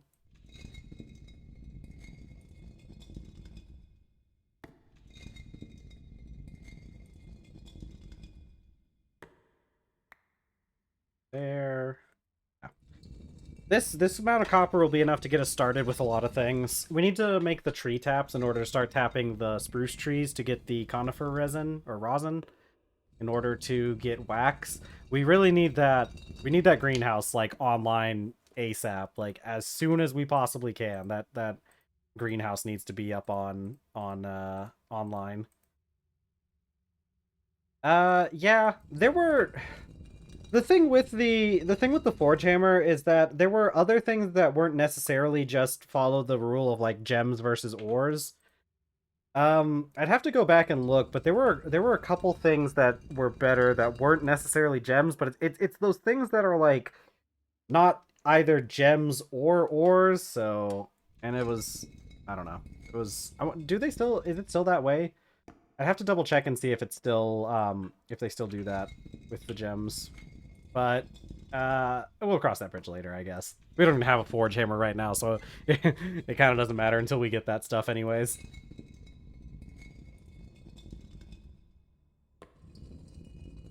Ba, ba, ba, ba. Okay, this is going to be a lot of copper, relatively speaking.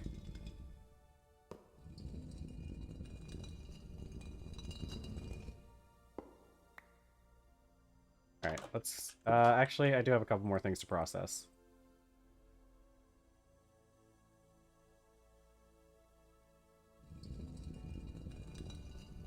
Good night. Hey, what's up, Manir? Welcome back to the stream.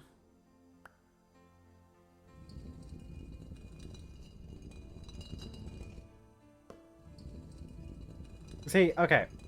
I like this song, this music that TerrafirmaGreg has in it, and apparently it doesn't cause any like strikes on, at least not through Twitch. So whatever. I don't.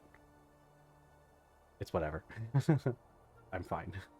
But this song in particular, it's always an odd one to me because this song just feels very weird. Especially towards the end of it when it starts like it feels like the song is dying, and I don't like that. The only issue is I do keep throwing out rocks, and every once in a while I do need rocks. So they're not. um it is currently early autumn. We're on September 6th. So the garlic is almost done. The first garlic that we very first planted here is almost done. The second round's only 50% of the way. The rye's doing okay. The barley is not having a good time. The barley is not made for this climate. So it is not having a very good time. It's probably going to die soon. I'm hoping that we get the round of barley before they die, but we might not. The current plan is, I'll show you guys what the current plan is. We need a climate station. We need a climate station in order to make ourselves a greenhouse. We need this greenhouse online as soon as we can.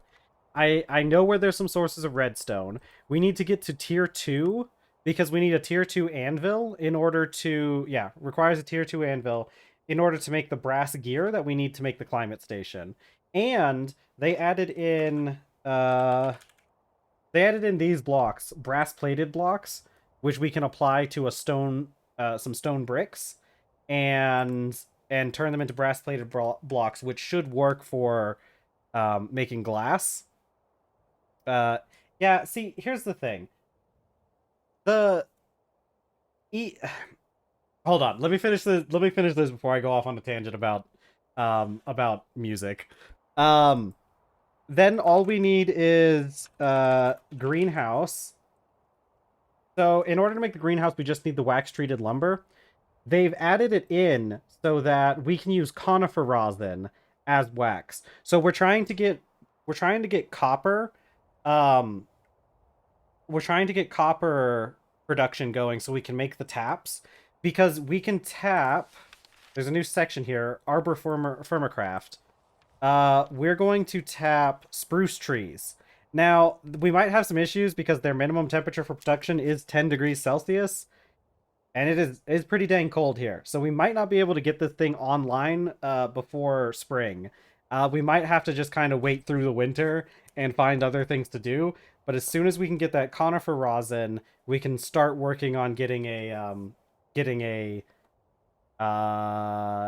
greenhouse. So I think we'll be fine, but we're probably gonna have to be hunting a lot for our food this first winter. We're gonna have to be hunting and fishing to get a lot of that stuff, which is fine because I need the leather anyways. So hunting isn't really that big of an issue. I need leather in order to, like, survive the cold to begin with. So okay, but the thing about music, you're right that, like, the music for TFC is licensed under Creative Commons and whatnot, and it shouldn't cause any problems. It shouldn't cause any problems. However, there is an issue right now. There's an issue that is affecting, like, a lot of content creators. That it depends on exactly which it depends on which website you're using, because, like, Twitch doesn't really, like, call out my videos for all that much. YouTube tends to be a little bit more. Now, technically speaking, it doesn't really matter either way, because, like, I'm not getting copyright claims that are the types that say, like, you're getting your monetization removed, because I'm not monetized yet. So there's no, like, issue with me streaming with music that's copywritten, because the reality is nobody actually cares. The issue comes from when I try to upload my videos, my VODs, to YouTube so that I can keep them there, and, maybe one day the YouTube channel gets enough subscribers and is able to attain monetization, right? Like, that's the goal. here's the issue that's affecting a lot of content creators right now. The content ID system is all done automatically. There's basically no people actually touching the content ID system. The issue is we have a real bad problem with people who don't own the copyright to certain songs saying that they have the copyright, like claiming copyright on these songs. And so the automatic content ID system is flagging anybody who has those songs or that music, or even stuff that sounds similar to that music. And it's all automatic, so there's nobody's checking to see if this is like actually, if these people actually own the copyrights. It's kind of just this system where like I'm not sure because I haven't looked into it too much. Feels like it's kind of first come first serve, because we were doing things where we were playing music that there is, I know for a fact, is Creative Commons, and I know because I know the exact person who owns, not like personally, but I was able to track down the exact person who owned the who performed the music and therefore owns the recording, and that they had put it up for free for Creative Commons for everyone to use, and it still gets content ID'd on YouTube, even though I am 100% in the right to use that music. So that's the thing with music right now. I could go on a very long rant about this stuff, but I'm gonna stop here because it spikes my blood pressure. All right, I need a hammer. Okay. We need to crush up this ore. Yeah. The winter is going to be very brutal for us, especially since we're going to be down to just hunting the whole time. But I think we'll be fine. Like, we have a bed here anyway, so technically even if we starve to death, like we just come back here in another body. But I'm trying to go without dying for as long as I can. And so far, this is still technically hardcore because we haven't died yet. So that's great. I'm glad we've managed to live this long without dying. I almost died to a saber-toothed tiger, so that was fun. But that's the closest I got to death. Okay, let's grind this up.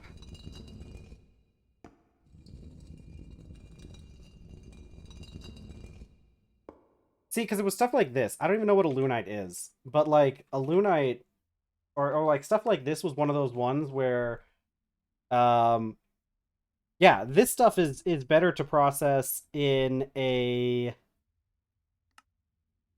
yeah, this is it. Okay, see, look. Where was the corn recipe? Corn. Why did I get more? No. I need because I'm looking at the wrong thing.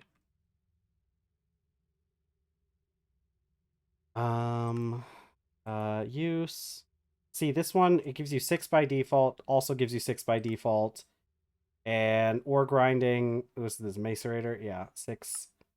Okay, see, so like stuff like this, there were issues in the previous version of the mod pack where ores like this sometimes wouldn't have the same kind of thing. Like this would have been a good example if I had it in the older pack of stuff like this, because you would have something like this where it would have like the 6 if you got it from like put it in a forge hammer as opposed to like crushing it. But it looks like they've kind of fixed it so that it's not like that anymore. Let's actually look up because I know a lot of gems. The thing with a lot of gems is you kind of don't want to process it into dust. You want to process it in a sifter. Yeah, or processing diagram, right? Because like with gems, like once you wash it, it should be sent to a sifter because you get better results of getting gems out of it. Otherwise, you're gonna get you're just gonna get dust from the gems. So that's, unless you're like really want that byproduct of a little bit of aluminum. Mumbo Jumbo made a pretty good video called I have heard of that creator. I've watched him a couple times. YouTube comments was brilliant. Tom Scott made a great one about a year after, titled "YouTube's copyright system isn't broken. The world is true." No, true. Specifically directed at chat. Since I think you got it. Yeah. No, true. I think I have actually watched those videos, and you're so right, because I didn't even bring up the fact that the reality is that the copyright system in general is broken and doesn't work the way that I think most people think it does. The issue with the copyright system, and this is we've been talking about copyright issues so much in society recently um because of AI and everything. And I I have a lot of things to say on AI as well, but when people talk about AI being an issue because of copyright, I think those people don't understand how copyright actually works, and the fact that like AI isn't causing an issue that was like new. It's just been making the current issues worse. Yeah, exactly. Exactly. Um Right. No, and yeah, no, it's been like that for a long time, and like YouTube's copyright system's always been bad. I mean, remember like the adpocalypse a long time ago that you had like in response to that, you had they did that DMCA system where when it first got started, like people were just able to DMCA people for like no reason to try and put down their um to get their content removed. Um Oh right. Okay. All right. Hold on. I gotta check those later. Um. Here's the thing: the copyright system's always been kind of broken for a while. The issue is, I think people have this misunderstanding that the copyright system is Oh yeah, maybe I could upload to something like that just for maintaining the content, because I'm really just uploading to YouTube for to have like archival purposes. I'm not really doing anything with like the content, like actually editing it yet, so something like that would probably work out pretty well for me. Here's the thing: I threw out too many sticks. I should keep at least a few sticks on me. Oh, really? I don't know much about those alternative platforms. See, here's the thing. Okay, people have this misconception that like the copyright system is made to protect content creators, and that's only kind of sort of technically true if you like squint at it really hard and don't think about it too much.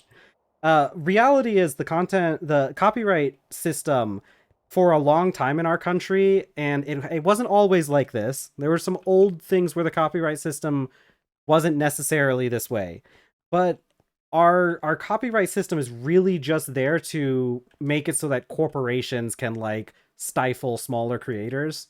Now that's an oversimplification of things, obviously. Like copyright laws do still apply to smaller content creators. The issue is the only way to like do copyright claims and like have them taken seriously is to take them to court, and most small content creators don't actually have the kind of money to do that kind of thing. And the issue is the copyright system is set up in a way where literally the only thing that matters is the amount of money you have, because like that's how these other groups are able to get away with things like claiming copyrights on things that they don't own, because yeah, because the content creators whose stuff they're claiming, those content creators often don't have the resources to fight it in court, even if they're right. You know? So, like, even if you are right, you own a copyright and somebody has infringed on your copyright system, it doesn't matter unless you have money to back it up. Unless you have money to take someone to court, it really doesn't matter if you technically own the copyright or not. And this is why like organizations like Disney have been like one of the big pushes to like change the copyright system to its modern like incarnation. And when it's Disney who's the one doing things, it's kind of almost a thing that it should probably set off a little bit of alarm bells in your head as to, is this something that is actually like for my benefit, or is this just for Disney's benefit? SEO IBM battle over Unix copyright. I don't know about that one. I hadn't heard about that one. So although maybe okay, I think I've heard of it, but I don't know anything about what happened. This is also, a lot of people pointed out, it's also Metallica. Ironically enough, Metallica started a lot of this with when it comes to music specifically. So there's also that. Yeah, I think I remember hearing about IBM having a big battle with copyright over Unix, but I don't know enough about it. But yeah, a lot of the current issues with our copyright system got started back during like the 80s and whatnot, was when a lot of things started to change. For a long time, uh, the copyright laws were different too. That content, like people who made content, things like people who wrote books, right? That was a big thing for copyright back in the day because that was kind of like one of the main forms of content creation. Because like, you know, in the past you couldn't just record music, you kind of had to play it live, so there wasn't as big of an issue with like content IDs on music, because like it doesn't matter because they can't, you know, play the music. But in the past, things like books, the copyrights on that kind of stuff didn't last very long. I want to say only like maybe a few decades. But corporations like Disney fought and got it changed so that like I think copyrights can last for like up to like 100 years after the person who made the content passes away. 70 years. Okay. Yeah. Was it 70 years? The thing is, I think they changed it to where it now counts after the person dies, or was it? I don't remember. I don't remember exactly. So if you're interested in this kind of thing, make sure to look it up on your own, because I'm not an expert in this, but there was a major change in our copyright system a while back that changed how long you could hold on to a copyright, and it's part of the reason why Disney was able to hold on to it and is still able to hold on to so many of their copyrights. Personally, it's 70 years if a company owns the copyright. That makes sense that there would be different. But then again, in the United States, corporations are people, so you know, like legally speaking, corporations are people in our country, which is, I don't know, maybe not a good thing. Okay, I got all this. Let me go wash my ore. Oh, we are at we're at 2 hours into stream. If any of you are new here, we typically go for 4 hours, so we're officially halfway through stream. If there's anybody watching who hasn't already followed the channel, make sure you give the channel a follow. That way, it really helps us out, and you get notified whenever I go live.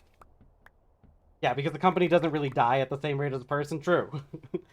Companies can vastly outlive people. Especially considering, like, you know, they just change hands.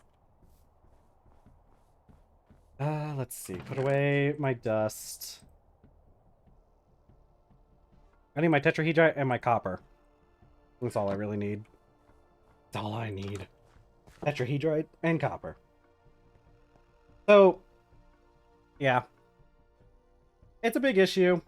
Personally, I don't know. I don't know how to fix it myself. I don't think I'm smart enough on the issue of copyright law to really argue one way or the other for what should be done. Personally, I do think we need to lower restrictions on copyright. Okay, actually, okay. Let me tell you. Big big well, what do you say? Hot take here. A bit of a hot take here. I don't think it's really as hot of a take as some people might think it is, but my hot take on the copyright system is that copyright is something that really shouldn't have to exist. Because if we had something, like if we had better social safety nets and ways to support people who primarily make content, to things like, you know, UBI is the big one that people float around for this kind of stuff. So UBI could be an option. But if we had better systems to allow artists to live without, you know, worrying about starving to death, we wouldn't really even need copyright, because it kind of just wouldn't really matter at that point. Nobody, I mean, like, if money kind of stops being super important, it doesn't really matter that much. Because this is the same thing as like what happened during the Renaissance. You guys know about patrons of the arts from, like, it was a real big thing in Florence for a while. Um, it will come to this eventually with AI. I really hope you're right, Bones. Because I agree that AI is a major thing that should be causing us to move in that direction. And I really do think AI is absolutely underutilized when it comes to like improving people's lives. Currently, it is just being used as a tool of the machine to kind of make everybody's lives worse, but that it doesn't have to be that way. We can be better. Let's see. Part of the reason why SEO IBM was so expensive for both parties because even still, after millions spent on the lawsuit, nobody knows who owns the Unix copyright, and nobody caring to appropriate some of the source code just kind of treated as public domain. Which is the thing. Like, there are definitely a lot of things that should be more public domain, especially when it comes to code. Because none of the potential copyright owners want to spend the money to fight it. Yeah, that's the thing. Like, I think Unix probably should be public domain. It probably ought to be public domain. I am much in favor of public domain and free software and open source software and all that stuff, because as has been kind of mentioned earlier, I think Avery mentioned the whole concept of inshitification, and I think that like a lot of there are a lot of issues that come from the fact that like we don't respect public domain software as like an option, and I think the reason why we are like this is because people got to eat, you know? Like I'm not throwing shade at anybody who oh, Skeleton Bones that said that. Uh Sorry for the mis attribution there.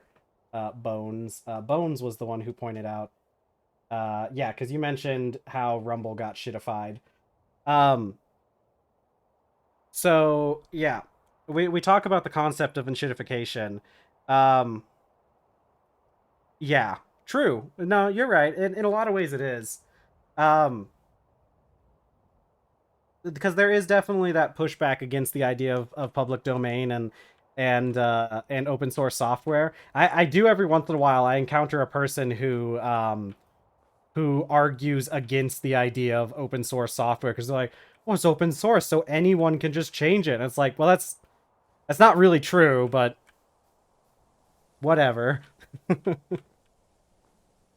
Corporate software releasing software as public domain is like leaving trash on the side of the road. Yeah, no, you're right. There is a significant corporate interest in giving public domain stuff a bad name. There's a lot of corporations, especially the ones who care the most about that kind of copyright law, the ones who are going to be complaining the most about stuff being free. But um, there's also like part of the issue. And okay, so what I said earlier, maybe it was a little bit a little bit oversimplified, not nuanced enough. Because what I mean when I say like people gotta eat, so like they have to sell their software, it's not necessarily just that like people have to sell their software in order to survive. It's the fact that people need to do something in order to survive, and because they need to do something that makes money, you don't have as many people who are working on free software as you did in the past, right? Like in the early 2000s, free software was all over the place, right? Like people were just making games to just like put on websites for people to just have fun. And I think that part of the reason why you don't have that as much is because it's getting increasingly difficult to simply exist in modern society without having to like worry about money all the time.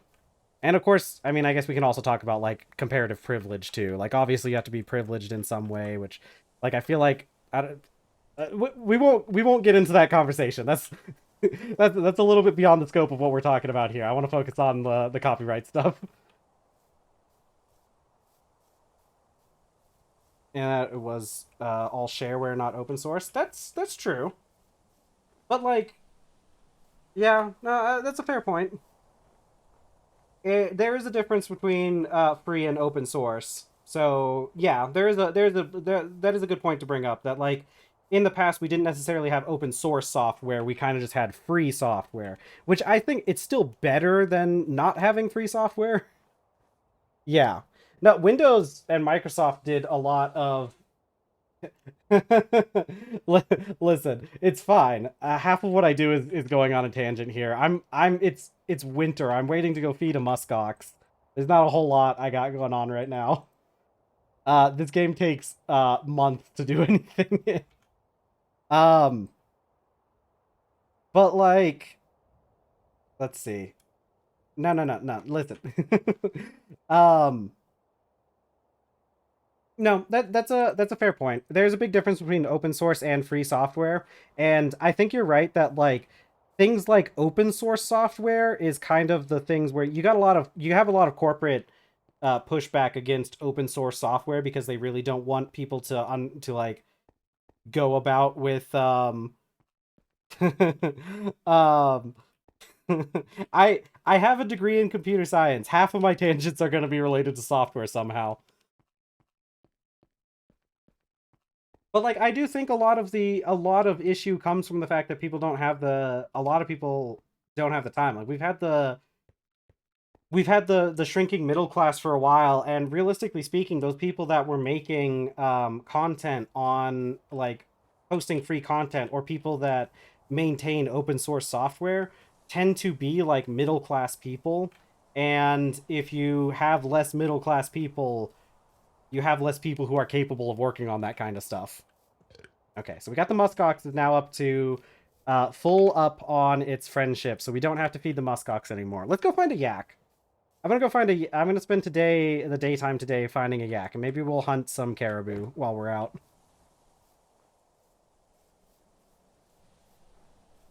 But the thing is like it's a very fun topic to talk about, I think, because there are a lot of stuff that goes into it. And AI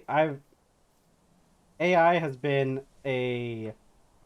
uh an interesting thing that's the recent AI, the generative AIs that we've had rise to prominence recently have been very interesting in how they are kind of steering some of the conversations. Because I think AI has opened up a lot of people's eyes to how it's kind of an issue where like a lot of people want to just blame AI whole cloth and be all like AI is the reason for these problems. These problems didn't exist before AI, and it's like they did exist. They probably weren't as bad for sure because it's definitely much easier to get away with doing a lot of shady stuff with modern AIs. But a lot of this stuff has been a problem for a while, and we're just now starting to kind of understand why it's such a problem. Okay. We need to go find a yak. I don't know where there are any yaks, but we're gonna go check over in this direction. Do I have two spears on me or just one? I just have one spear. I'm gonna plant these trees while I go. I'm gonna be like Johnny Appleseed, but with spruce trees.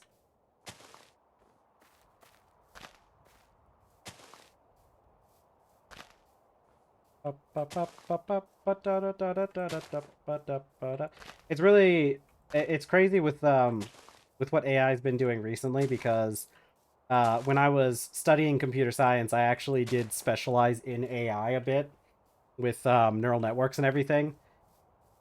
It's a very fun concept to look into, and it's a fun field of study. A lot of the stuff with the conversational AIs and the generative AIs we've made very different from the things that I studied. I guess it's sort of related. It's one of those weird things where like I think a lot of people that weren't really knowledgeable on AI before things like ChatGPT came out may have like been shocked and like been like, "Whoa, this ChatGPT is this new amazing great thing," and all that. Um, I did do a little bit of genetic models. I did do some. I it was kind of like generalized AI stuff. Uh, what it was is at my university, once you got to your upper divisionals, you got to kind of pick an area to like specialize in, and it wasn't like super in depth. That would be more of like master's classes, right? And like graduate work would be the kind of stuff that would get like really in depth to it. But basically, when you specialize, you picked like certain elective classes to take, and that was kind of how you picked your specialization. And you took like maybe 3 or 4 classes that were in that same field, and got like a general surface level understanding, maybe a little bit deeper than surface level understanding of the field. And I studied AI because I took a general AI class and a neural networks class. So the generalized AI class really just talked about kind of like the basic concepts of AI, and we didn't really get into like using AI a huge amount until we got into like there's another muskox.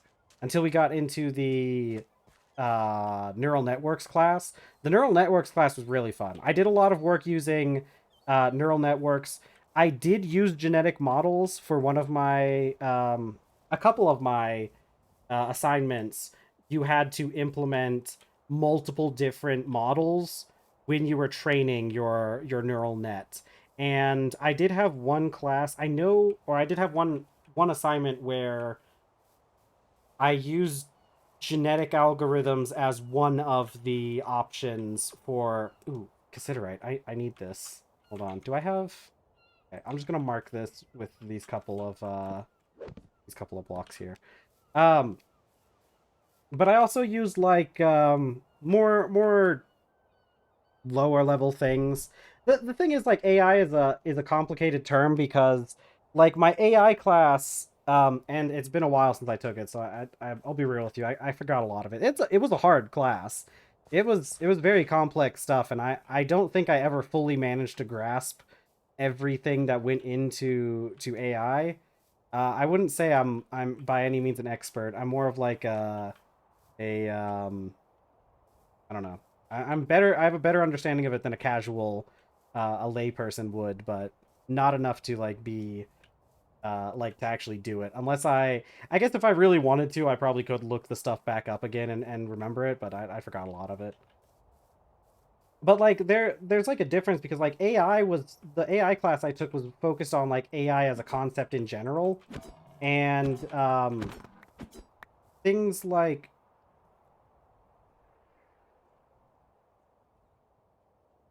okay, um, let's see. and and like I think what most people nowadays kind of think of as AI, because this is another big issue when it comes to talking about AI, is that every time we enter into a conversation about AI, you should be making a point of what is meant by AI. Because I think your average person, when they use the term AI, actually means like AI that are like trained as like neural networks, right? Like neural networking has kind of become the default idea and the default concept of AI, when that's not really, it's not quite how it works, right? Because we've had AI in some capacity for like forever, right? Like these guys, I know that caribou I just stabbed, that snow fox that we saw, the muskox and everything. Those are all examples of AI. Yeah, pretty much since we've had computers, we've very quickly made we very quickly started making our things that would count as artificial intelligence, right? Like the big AI that was in the past, you had like the big AIs like Deep Blue and whatnot, who were like the most sophisticated AI on the planets at the time, and like eh, they're pretty simple compared to what we have nowadays. And so like no, let me out, no snow. So like, that's kind of one of the things. It's like when I say like the AI class I took, the AI class focused a lot on that kind of like the general concepts of AI, like defining what is artificial intelligence, what are the key factors. Um, yeah, yeah, exactly. That's the thing, is like And I am being somewhat pedantic. I'll be the first to point that out. I'm really making the distinction to explain how. Oh, there's a donkey. There's a donkey. Donkey. I'm gonna get that donkey. I'm really explaining it as a way to explain that, like, when I took AI classes in college, most of them didn't really focus on things like neural networking, so I don't really have a whole lot of knowledge in that. Um, Stab you. I'm gonna stab you. Come back here. I'm gonna stab you. I'm gonna stab you. I'm gonna stab you. Donkey would be a very good TFC companion. Yeah. Who's getting stabbed? Stabby stab. Stabby. Okay, I got him. Yeah. We're gonna get that donkey back. I want to kill some caribou because they give me leather, but I want to take that donkey back with us. I don't know. We're probably just gonna, like, have it in the field for a little bit. Yeah, I know, right? I know, right? I just walk behind you casually, stabbing a spear until I eventually catch up to you. Where did that other caribou go? There was one more caribou in that group. Okay. I don't know where that other caribou went. It gets to live for today.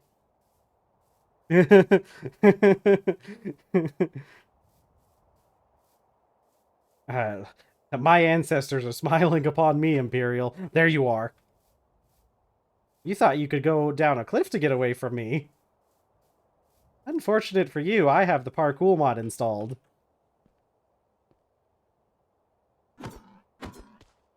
Wow. Wow. Okay. We gotta get home. I'm dying. It's getting cold. The frost is settling in on my... Okay, we're gonna have to leave the donkey for a bit. Owie, owie. True. I love how... I don't have the time to bring you back. Do I have the time to bring you back? Will I start freezing to death? Does it matter? I'm not real anyways, so... Come on, donkey. No, we're gonna freeze to death if I take this donkey back with us right now. Do I have wood on me? I don't have wood on me. Donkey, actually, stay there. I gotta run home. Oh no, it's getting cold. The cold is setting in. My vision is going cold. Cold and gray. I could dig a hole, but we're so close to the base that it'd probably be easier for me to just run. But I guess we could dig a hole if I can't make it in time. Luckily, I know exactly where we are, because this is the big mountain that is right outside of or like right behind our base. God, I'm glad it takes a little bit of time to, like, start freezing to death in this. Yak! Okay, a male yak. I don't know if it does or not, but it should. Like, honestly, it should. Okay, yeah. Right over this hill is gonna be our base. As long as I don't fall into the snow. Oh my god. We're gonna have to eat once we get back. I may have been overreacting a little bit. It looks like the frost is taking a little bit long to, like, start killing us. So maybe I was overreacting a wee bit when I thought we had to get back immediately. But better safe than sorry when it comes to freezing to death, I guess. Let me in. Let me in. Is it warm enough in here? It's hard to tell because of the UI, but I think it's warm enough in here. Oh, yeah, look at that. We're warming up. Okay, yeah, no, we're warming up. Num num num. Okay, let me get my food out. We got 3 caribou furs, though. Okay, we need to start getting, we need to start working on our copper anvil now. It's cold. It's cold in here. Cold. Alright, it's fine. It's fine. I'll be fine. I need a stone anvil. Let me look up what rocks do I need for a stone anvil. No, talking about like driving animals off of cliffs and everything. I think it's low key. It's really crazy how there's like a consistent thing where like we found a lot of like examples of primitive humans driving animals off of cliffs because we just find like this we just find like a pile of bones at the bottom of a cliff from like an entire herd of animals that the prehistoric people just like drove straight off a cliff. Which like you gotta hand it to them, a very effective way of hunting. Ooh, I pressed this button. Yeah, see, there's the quest complete. Yeah, see that quest was one that I had completed earlier, but now it just now counted. Refrigerator. What do I need? What was it? What am I doing? Copper anvil? Rock anvil. I need to look up the rock anvil thing. Stone Age. Yeah. Oh. Can you use any migmatite? Maybe you can use any as a rock anvil now. It used to be that you could only use certain rocks as anvils, but maybe they changed it. Yeah, we'll allow that. Ligmatite. It's really funny that it tried to it's really funny. You got called out by the auto mod there for a second for saying ligma.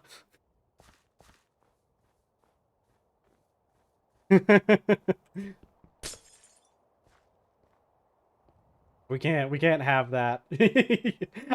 I'm surprised that I'm surprised it's banned. I mean it makes sense, but like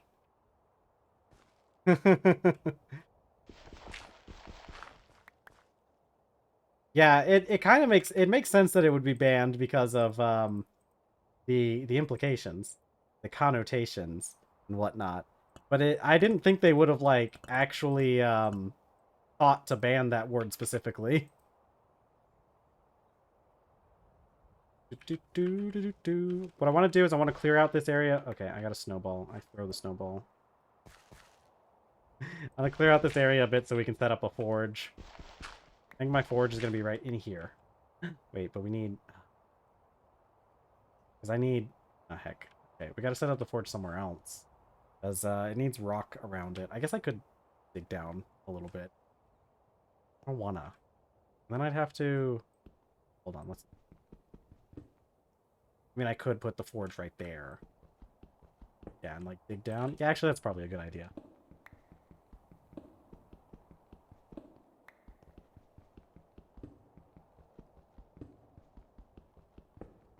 Ba-ba-ba.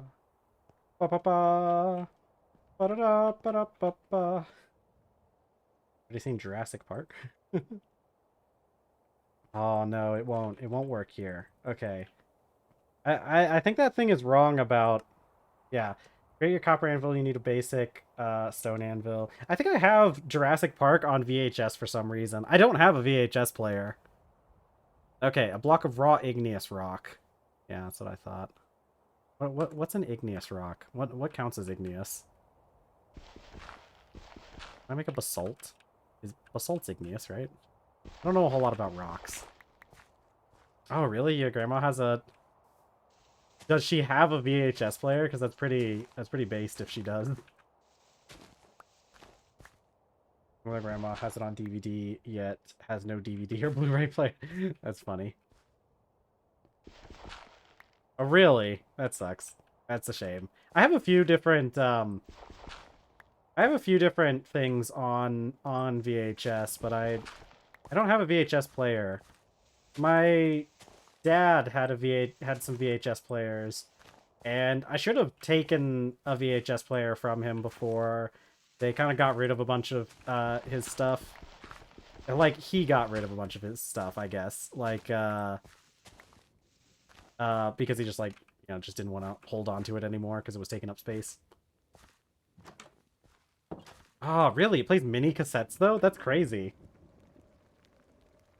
I don't...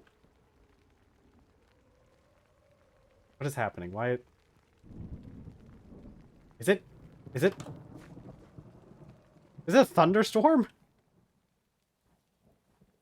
No thunderstorm. Why is it in here, though? Is it on top of the... Hold on. Is it... out here? Why can I only hear the thunder inside my cave? What is that about? Alright, well, just one of the many mysteries of this land. Like the midnight sun. I know, I can hear it. Maybe it's up the mountain. Mountain. I don't have a whole lot of, I don't have a lot of things that can do, like, old tech like that. I do have, I have a record player, but I feel like that's not really that uncommon nowadays. Like, records have kind of made a comeback in recent years. I wouldn't necessarily say that that's like all that interesting to have a record player, because like modern artists are still putting out songs on records. It's a nice thing to have, honestly.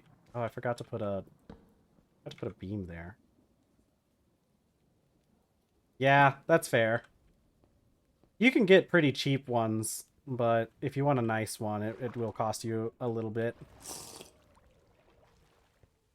I guess I mine out stuff. I mine a little bit. Sometimes we mine, sometimes we craft. But I bought a, I guess I got it was an okay-ish one. I bought it for my partner, for like, oh god, $300. That's a fancy one, probably. I hope it's a fancy one for that price. Unless it's 300 of your weird money. the sec. No, I assume that since you put a dollar sign after, we're talking USD. I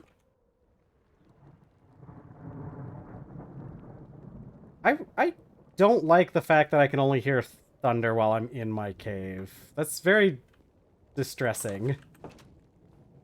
Please stop thundering, mountains, please. I still have enough, I have enough trauma from the island where we kept getting struck by lightning, or like our stuff kept getting struck by lightning. Yeah. Now, I bought a relatively cheap one for my partner. I think it was like 60, maybe. It may have actually been less. It's not what I would call a good record player. But I bought them a cheap one for their birthday one year. I want to say it was their birthday. Could have been Christmas or anniversary. Who knows? But I bought one for their birthday one year. 4, 5, 6, 7.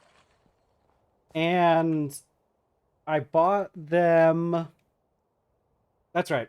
When I bought it for their birthday, I bought them a copy of My Chemical Romance. What was the name? What album is it? Hold on.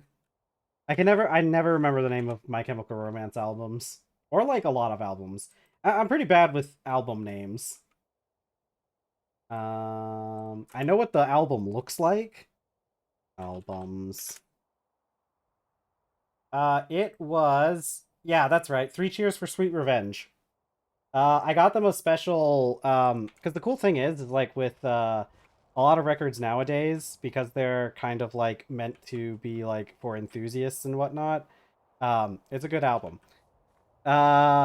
Since it's supposed to be for like enthusiasts, a lot of the records are like, they have like fun colors for their records. And so this one was like a special one that came with like a red vinyl. It was like a blood red vinyl. And then recently for, I think this one was for Christmas, Christmas time. I bought my partner a copy of, I'm pretty sure it was Chappell Roan's Rise and Fall of a Midwest Princess, and Sabrina Carpenter's Short and Sweet album. And both of those had really cool vinyls because like the Chapel Roan was it was like a pink coral type color, and the Sabrina Carpenter one was a light blue aqua type color. It was really cool. And of course the albums themselves look very nice on a shelf. And also, we get to play them every once in a while. Sometimes I put on one of the records while I'm working on while I'm doing chores if I know my partner's going to be coming home while I'm doing chores. It's really fun. Let's see. Anvil. I need a rock. Granite. Gabbro? I think both granite and gabbro are... I think we need igneous rocks, right? Igneous. Granite, rhyolite, andesite, diacite, diorite, basalt, or gabbro. Any of these, and I can make an anvil out of it. So let's go find some rocks. We're gonna go kick some rocks.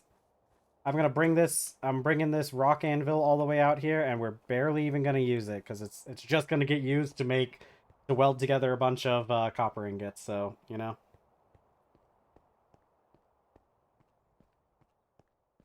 They're all good albums, though. You know, I really like all the albums that I've purchased for my partner. They're really nice albums. And they all come with like fun little goodies too. Like Sabrina Carpenter's Short and Sweet album came with a bunch of like pin-up pictures of Sabrina Carpenter. Ah, speaking of Sabrina Carpenter, did you guys see her photos of the photos of Sabrina Carpenter with Jenna Ortega at the Met Gala? Those are very popular photos right now. And I can see why. They're good photos. Where am I? Hoping maybe to find a boulder, but I'm just gonna carve some gabbro off of the side of this mountain.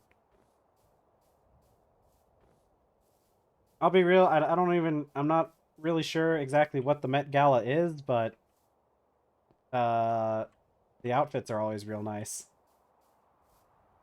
Firelight? I don't think Firelight counts. I think Firelight is not. It's not. Rhyolite counts, though. I should probably not. I was listening to Olivia Rodrigo before stream, so I've got that song stuck in my head now. Honestly, really like that song. One of her best songs, I'd say. Although, like, there were a lot of other really good ones, like Vampire. I did not like Driver's License. Driver's License is, I really didn't like her first, because like Driver's License was the song that really got her like popular. I did not like that song. I part of it was probably because of like how much they played Driver's License on the radio when it first came out, but I also just don't really like it that much as a song in general. But I was glad to be proven wrong, I guess, in thinking that she wasn't going to be a very good singer, because a lot of the songs she put out afterwards were really good. Yeah, I can see why. See, here's the thing. I like Driver's License is the kind of song that if you were like, I can understand you liking it if you were like going through it at the time, or if you were like if it's something that you were really relating to at the time, because I do think it's a very good example of that kind of song. Like I think it definitely does hit a very certain emotion very well, but I also just don't really like it very much as a song. I am a little bit biased against slow songs, though. I do not like very slow music. Um, and Driver's License, I felt like that song like kind of feels like it takes forever listening to it. There were a couple other ones I like, a couple of her other songs that I didn't like as much, but most of Olivia Rodrigo's songs I would say are pretty good. I definitely think she's a very good musician, especially from a technical point of view. You don't either hyper pop and speedcore. Yeah, I had a nightcore phase, so maybe that's why I'm not I'm not as partial to slow music. Which I feel like there's been a lot more slow music coming out in recent years than in the past. But it's whatever. I don't necessarily fault anyone for liking it. It's just it's not my cup of tea.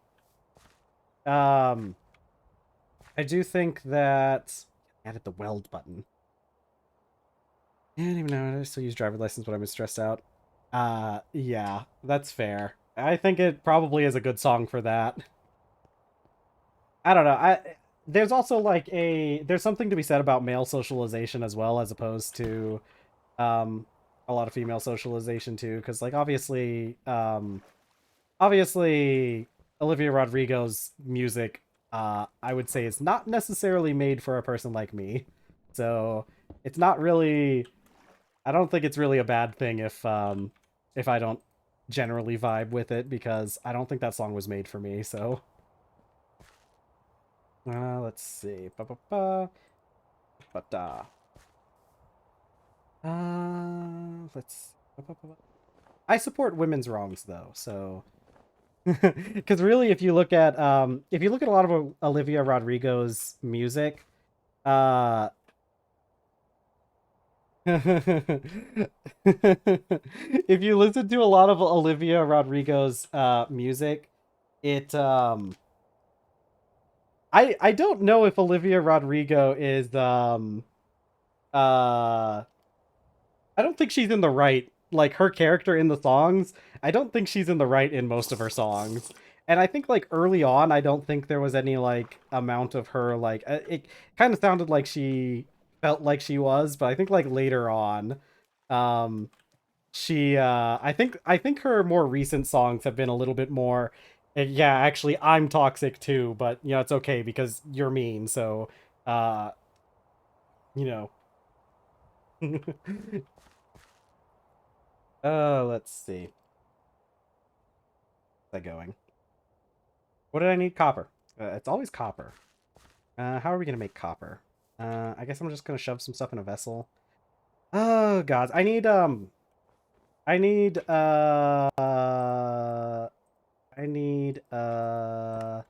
these. I need these to be in here, and I need to go find some clay. But yeah, you know, it's not even just 100% of the male socialization. I think that does have a little bit to do with it in my case. But oh yeah, you're right. She's never the only one in the wrong. You're right. Um, but I think it also has to do with like when I grew up in when I was growing up, like the big musicians that I listened to were people like um My Chemical Romance and Linkin Park, and I think that's part of it's not necessarily male socialization in a way like I was saying, where it's like the music's not necessarily made for me, even though I do think that like that might have like a little bit to do with it. But more in the sense of like because of the male socialization, I tended to stray towards things like alternative rock and stuff like that. And those songs were much faster paced than a lot of songs that are out nowadays, which is interesting because it's different now, because from what I've heard, it's different now. Songs for young men and boys are also slow now. Yeah. Like my partner has a younger brother who is like I don't even know if he's like 20 yet. He's pretty young. Um but he listens to a lot of that sad boy slow music, and that's the kind of stuff that I could never get into. I'm wandering around. I forgot why I walked out here into the cold at night. What did we need? Clay. I need clay. I need to make some ingot mold so I can pour my copper. A lot about these days since I listen to music that's not typical for my age range. Yeah, that's true. There's also a lot of people who are like that who listen to my speaking of my partner's family, they also have a cousin that this cousin is like it's one of those things that it's kind of funny. But their cousin is like one of those ones who's very like kind of like going out of their way to be well, okay. I there's a lot of stuff going on with this cousin, and uh I have like a running bet going. It's not a real bet because like it can't really be a bet if there's no money on the line, I guess, but it's not, I've got a bet going that this cousin I feel like is going to end up either trans or alt-right. It's one of those situations where it could go either way because this guy's kind of honestly a little bit of a poser. Um but like, yeah, I know, it's wild. He's a little bit of a poser, but my partner told me a story about how they were in the car, going somewhere, and he was all like, "Oh, let me put on a song. Let me put on this is some weird esoteric stuff that you've probably never heard of." And he put on Def Leppard, and it's like, well, I mean, I don't know. Maybe the kids at your school haven't heard of it, but like that's probably one of the most famous bands from that era. So,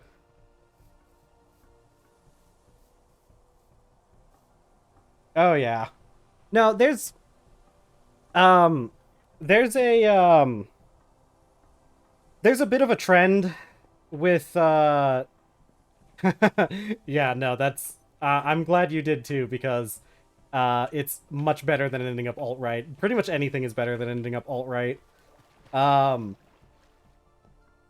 but like there's this trend, and part of it I think is because of like male socialization, and like I've been talking to this with people kind of recently because of like all the stuff that's going on with the world in general.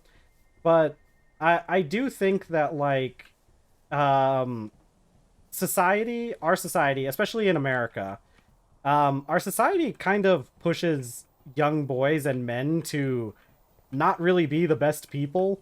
Like if you follow all the rules that are given to you as a young man, you're probably not going to be a very good person when you come out of it, And I think there's a lot that we could there's a lot that we probably need to change to fix that. But like it is one of these things where it's a weird phenomena where like you have a lot of specifically trans women from what I've heard. Of course, I'm laundering knowledge here. This is secondhand I learned from other people, so obviously I don't have the lived experiences. But there's a trend with trans women specifically where they often end up in those kind of alt-right those alt-right spaces or alt-right adjacent spaces like those pipelines, and luckily a lot of them get away from that, but it is like a trend. I've heard a lot of trans women state that they had a close brush with the alt-right pipeline or with that kind of stuff.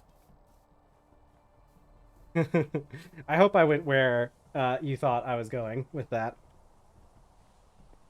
Like I said, this is just something I've observed from people online talking about it, so okay. Yeah. Yeah, it's and it makes sense when you think about when you think about the way that we socialize boys and young men.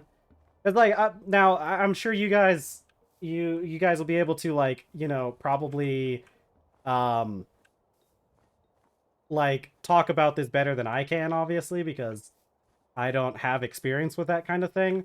But I feel like it's one of those things where like a lot of trans women, before they like fully crack the egg and before they fully um figure out about themselves, I think a lot of trans women are in that position where they still want to be accepted as men, and the things you have to do to kind of do that are tend to lead you to bad places. Next is both in denial about being trans. Yeah. Yeah, exactly. That's what I was. Yeah. And completely out to everyone I knew the entire time I was dating them. That's crazy. That's a wild position to be um in that kind of self-denial. I didn't find any clay. It's dark outside. Go back outside, find more clay. Hard to find clay when everything's covered in snow. It is. It's very sad. But, like, I think it's also, like... I do think that it's also not necessarily, I will say, I don't think it's necessarily something that is unique to trans women. I think the fact is that, like, trans women tend to get out of those spaces eventually and see the spaces that they were in for what they were. I think the issue is that cis men don't ever do that deconstruction, and so they end up in spaces that are still vaguely adjacent to that. Like, I think a lot of men never leave that space that a lot of the trans women make it out of. And to be fair, like, as somebody who is, you know, I guess I still sort of identify as man, um but as somebody with that experience, I ended up in spaces like that when I was younger too. I also looked around and said, hey, you know what, actually, maybe saying slurs is bad. Which is, God, it's crazy that you have to tell people that, but, like, you know, growing up, that is just kind of what you have to do. You do have to tell people that. A lot of people won't get it, especially a lot of millennials are really hesitant, or really like fight you to give up the R slur. They do not want to give up the right to use that slur. They love that slur. True. True. No, I haven't talked too much about, like, my identity and whatnot on here, but actually, you know what? I'm gonna keep leaving it a mystery. I think it's more fun if it's a mystery. Oh yeah? I don't know anything about what's going on in Texas. You said you lived in the Dallas-Fort Worth area too, didn't you? That's a lot more liberal than some other parts, but then again, I mean, Texas is kind of just Dallas and, like, the West, so... Okay, I need more clay, which we can find near water. What are the clay plants? I might... No, not you. Where's the section that tells me about clay indicators? Maybe it is in flora. Yeah. Oh, really? That's crazy. I also lived in East Texas for a while, though, and they were just letting loose on all the slurs. Yeah, it Texas is an interesting place. I'll be real with you. Texas is a weird area, because, like, I wouldn't be surprised. I don't know. Well, I won't talk too much about it. I'll let you talk about it if you want to. Because I just don't really know a whole lot. I know Texas is, like, a weird place where there's a lot of blending of a lot of different cultures, and I don't think they necessarily wanted to blend in the first place in a lot of cases. I think a lot of, and you can kind of say this about the South in general, but, like, I think a lot of I think there's a lot of people that are forced to interact with people that don't like them. Let's see. Even the people say the R word will still co-opt our terms to use as more or less slurs against us. I don't. I'm sure if I had an example, Adora, I might know what you're talking about, but I can't think of any off the top of my head. But I know. I think I know what you're talking about. Yeah, East Texas is definitely this whole, like, blending pot area of a lot of different people, because you have, like, a lot of you got a lot of black people who live in East Texas, and because, I mean, like, there's a lot of, like, other, like, those states, that general area is where a lot of black people got kind of forced to go because of, you know, you guys know. Acoustic? I don't I've what? Oh yeah, yeah, oh yeah. Yeah, no, a bunch of minorities in that area are anti-immigration. I'm not surprised. It's one of those things where, like, the powers that be will tell you that will sell the idea that minorities or immigrants are the problem. Yeah, Cajuns. Yeah, because Louisiana's right over there too, like, right next to you guys. or right next to Texas. Oh, really? High concentrations of that's always the case. There's a lot of like Southeast Asians. Like, there's a lot of states have like pockets of high amounts of like Southeast Asians, which is interesting. I'm happy for it because I really like they always set up businesses and they're always like the best businesses ever. Like I know some Asian run businesses nearby and they make the best food. Yeah, they're um very high quality food all the time. Well, most of the time. There's sometimes where it's not. Hi, eggs. Yeah, we're talking about Texas. I guess you're from Australia though, aren't you? Texas is like Australia but guns.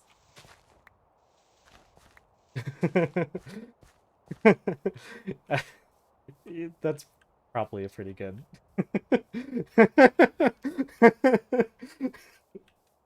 it, yeah, I kind of just said that, but now that I think about it, yeah, that kind of is how it is.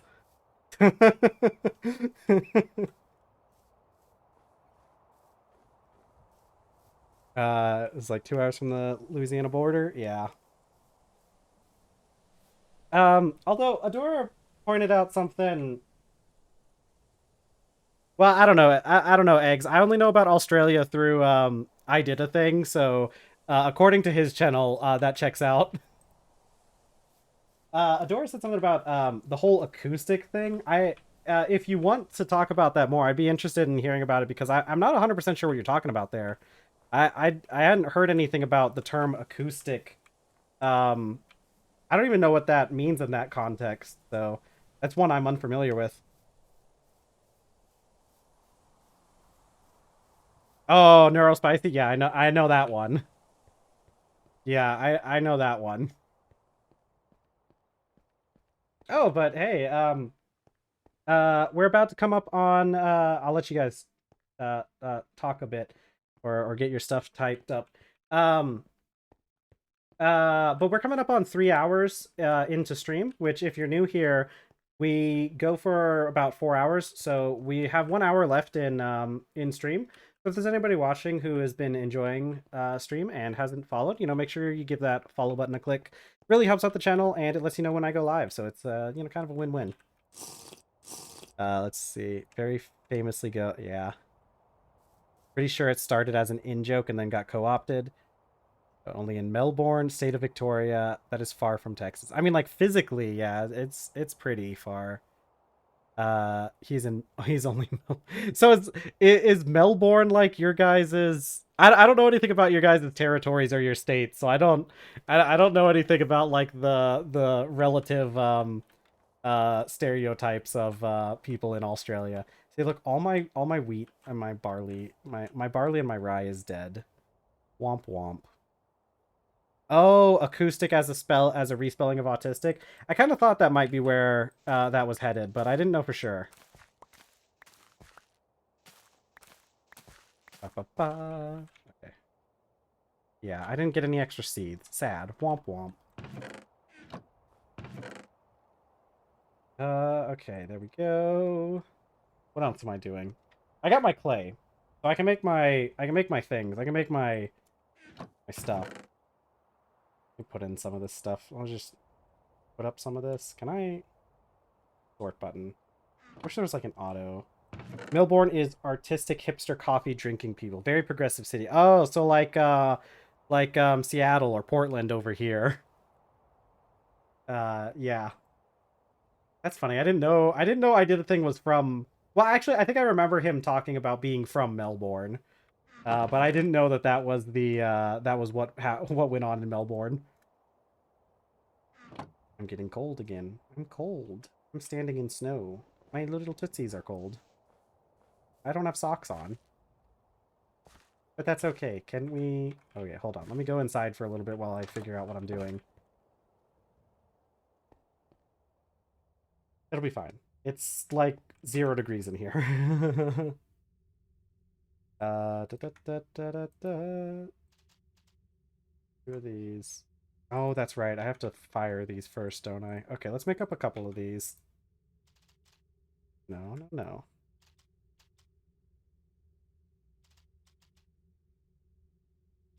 Do do do do. Yeah, no, no. Napping. Victoria's Green Mountains, cold weather, so far from Texas. Texas is Western Australia. Yeah, that's fair. Although to be Texas has a lot of interesting places in it because it's such a big state. East Texas is really a major difference for a major like it majorly different from a lot of the other parts of Texas.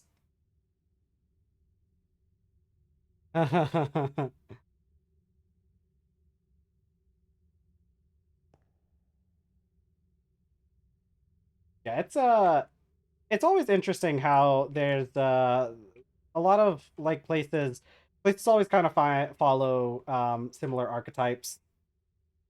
Yeah. Oh yeah. Because you have like, dude, the crazy thing is like if you go out far enough in Texas, if you go out if you go out to the west and you get to El Paso, I've driven through there a few times. I wouldn't recommend it. That place is horrible to drive through.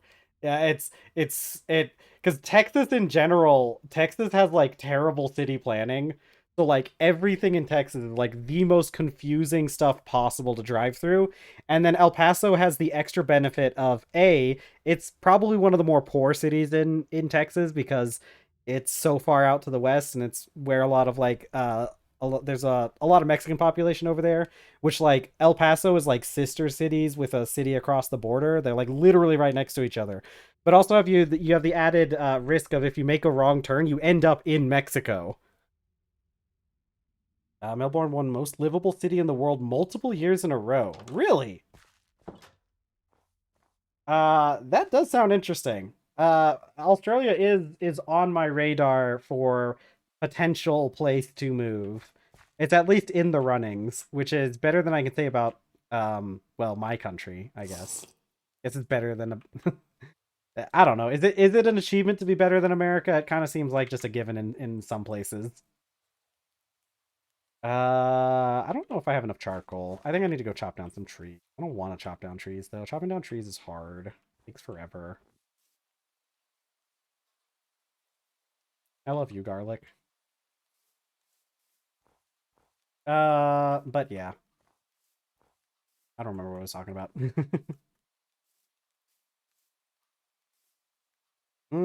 Yeah. I do love garlic. What? You guys aren't willing to admit that you love garlic? I'm willing to admit I love garlic. That's what goes on everything. Yeah, I'm wondering because there was a recent thing that happened. What? You have to talk to the plants. How else are they supposed to grow up big and strong? Come on. The plants you can't if you don't talk to them, it'll hurt their feelings and then they won't grow properly. Okay? It's like scientifically proven or something. um there was a thing that happened recently in Canada where because of the election in America, because of how our government is kind of going, uh Canada like did a complete flip on their like the direction that their politics was going. And I wonder if that's happening in Australia as well.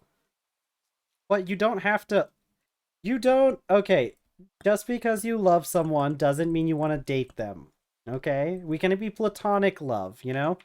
Okay, that's what I was wanting to ask, Eggs. I was wanting to know if that same thing happened in Australia, because I had heard for a while Australia was kind of also starting to go the direction that honestly, both the United States and the UK both started going in that direction. Obviously, because we're Americans, we did it better than everyone else, so we actually committed to the bit. Although, friggin' the UK has got some characters in it too. Trump politician lost heaps of seats and lost his seat entirely. Yeah, that's crazy. Yeah, we do things. We commit here in America. We commit many things that the CIA would like us to ignore. But I mean, it's nice to hear that the other countries are getting better. real happy for you guys. I'm real happy that our country was able to be the shining of example of what not to do. I'm real happy. I'm not upset. It's good though. It is a good thing because like a lot of countries were straying in that direction. Yeah, it's true. But don't you guys have like kangaroos? I feel like those things are a bigger issue than we let on to be. They just like show up and go into your house or something. I don't know. That's just what I see online. Probably, I'm sure you guys don't actually have kangaroos just in your house. Although maybe, I don't know. They seem pretty wild. I think Australia would be, especially with Australia. The only issue, the only reason why, Australia wasn't really on my like was lower on the list, was really just because of like the political things. Because I don't want to like leave America, and then end up in a place that's like, just gonna turn into America later. I feel like kangaroos are a bigger problem than deer, though. I feel like I would much rather deal with a deer than a kangaroo. Those guys, I've seen stuff that goes on with them, and they can get mean sometimes, and they're big. I mean, I guess deer are pretty big too, but like, I don't know.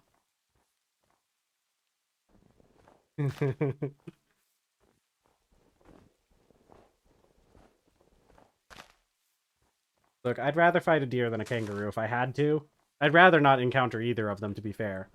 Although I've seen deer in I've lived in places where deer show up and like just vibe kind of like they hang out. Yeah, I mean if you have to fight one of them, I'd pick the deer over the kangaroo. True.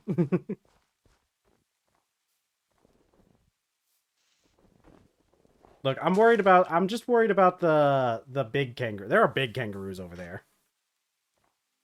And I've seen things where they seem to be like one of the creatures that cares less about people. But I don't know if that's just like in certain areas where they're getting like used to people being around and they're getting a little uppity about things. That might be the issue. To be fair, we have a big issue with coyotes in America, so that's pretty close to the same thing.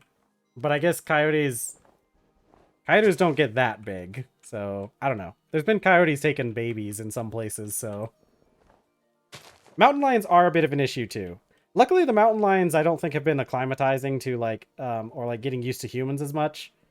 The issue with coyotes is they've been like breeding with the local wolves and dogs. Yeah. No, mountain lion, it's very rare that you would end up in a situation where a mountain lion is a problem, but if you are in that situation, it's a big problem.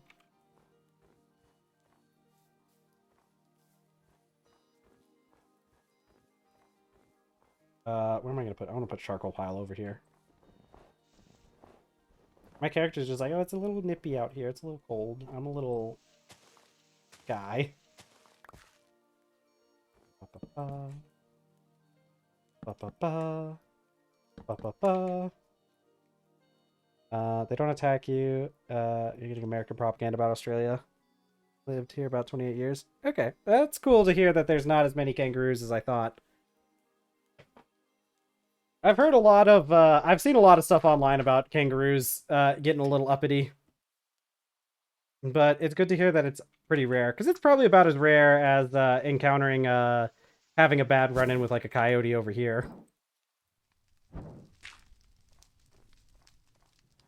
Because they are a problem, but they tend to stay away. I just worry about animals getting used to being around humans. Because they cause a lot of problems for everyone when they start doing that.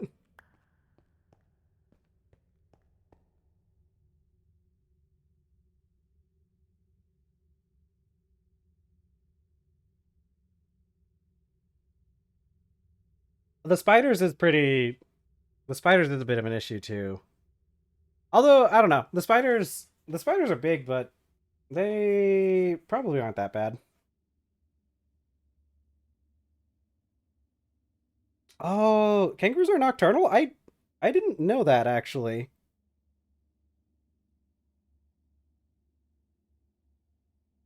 I didn't know kangaroo were nocturnal. I guess that makes sense.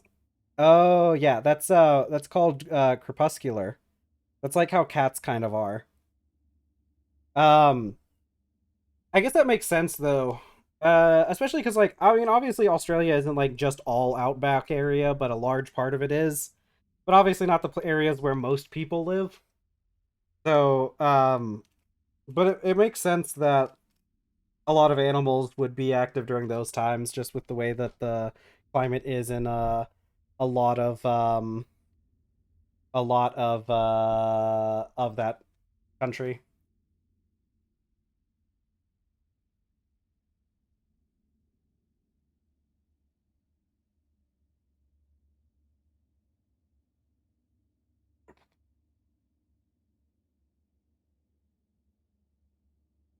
Let's see.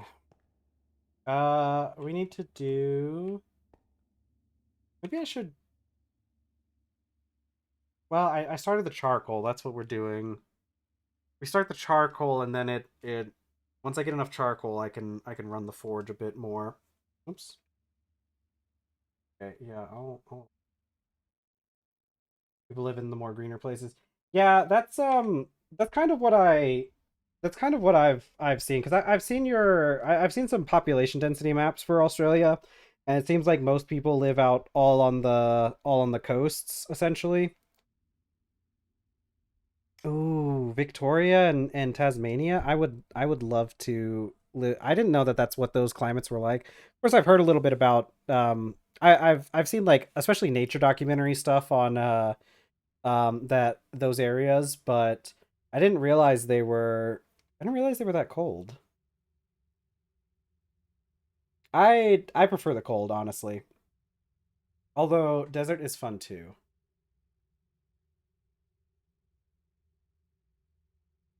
Yeah, I've seen the really. I should visit sometime. It would be nice. It'd be nice to visit Australia. I definitely think Australia would be a very fun place to go to. Just because like the wildlife and the I mean yeah, the wildlife and probably the flora as well is so much different from anything else you can really experience anywhere else in the world. Oh. I mean it's true, but like there are also other countries than than just Australia and the United States, to be fair. I think it's no, my reason why I wasn't considering Australia was because of the political stuff. Um it seemed like Australia was heading in the direction of was heading in the same direction as America was there for a little bit, but it's good to hear that good to hear you guys got over that. Let's see. Okay, let's put I guess I just do I started now? Maybe later. What do I do while I'm waiting for this charcoal to finish? I guess up another tree. Is it garlic ready? Oh, this garlic is ready.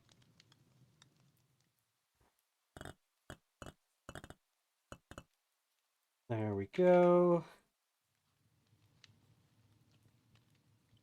To be fair, that's also why I wasn't really considering Canada either. Even though Canada's like right next to us and would probably be a lot easier to immigrate to than a lot of other places. Um, Aldo, our prime minister, is basically your dad going to make trade deals is funny. I feel safe knowing he looks like an average Joe. That's good. Okay, we got garlic. Oh yeah, the crafting with the napping mechanic. Yeah, I have like I think I have almost every napping recipe for the rocks memorized at this point. It's just something you memorize when you have to do it a million times. All right, give me my charcoal. I want charcoal. Give me charcoal. I'll just stand on this pit where the charcoal is burning, and that'll keep me warm, right? I don't think it will. Can I like can I like smooth? Can I chisel some of this? Like, what if I chisel this? Is that gonna help me? Won't trigger collapse. Okay. And then I think the smooth stuff doesn't collapse on its own. Yeah, so let's smooth out some of these walls a bit. I'm playing Dwarf Fortress now, or RimWorld. Just smoothing out the walls of my cave.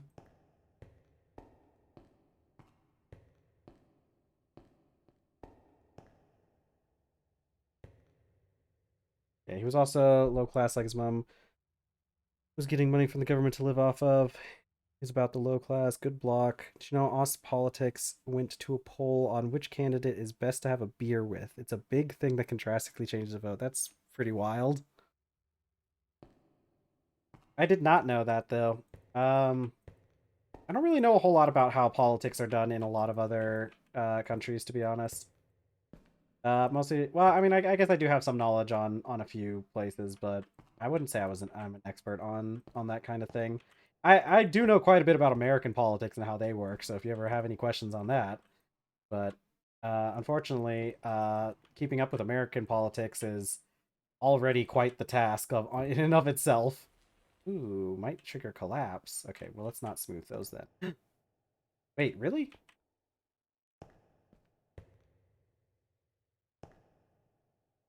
Okay. Okay. Okay. Uh, yeah, American politics. There's a lot that goes on in it. A lot to keep up with some days. Keeps changing too. The annoying part. Bop, bop, bop, bop, bop, bop, bop. I think I think I'll put a campfire in here. Keep it warm. Oh, this is actually looking pretty nice. I'm ignoring the fact that it's saying it might trigger a collapse. We're just gonna go with it. Ah! Well, that was a bad idea. That's okay. We're fine. What even fell? It was mostly just the ceiling.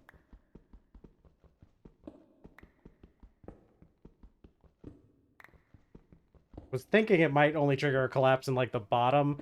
But sometimes you get like areas where the what is it? You get areas where there's like stuff underneath it. Did it destroy my bed? No, it didn't. Fine.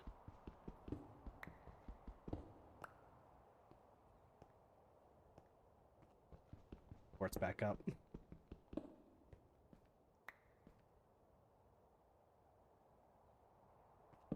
Uh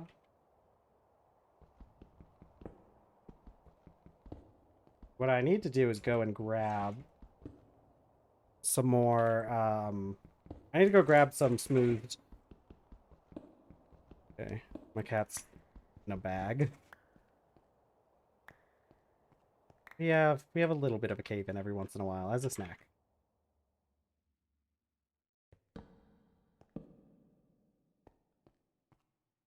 Okay, I need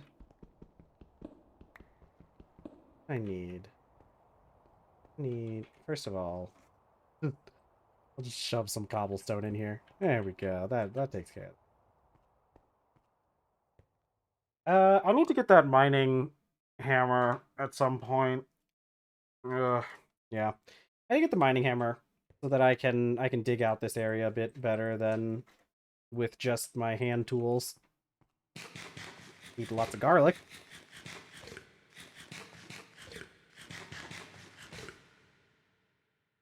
Oops, not like that. There. I think we need some more. I'll put another piece in here.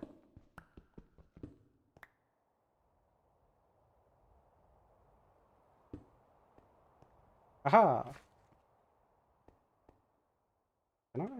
Wasn't there another, I think there was supposed to be another support. Yeah, there was supposed to be another one right here. Yeah. Let me put it back in. Yeah, I really want to get the mining hammer as soon as we start getting access to copper. I think I'll get the axe first and then the mining hammer and then maybe a shovel. Yeah, it's whatever. Let's go check on the charcoal. Make sure that that's doing fine. Yeah. I don't think it's done yet, though. Unfortunate. Are you done yet? No, there's still smoke coming out of it. Ba ba ba da ba.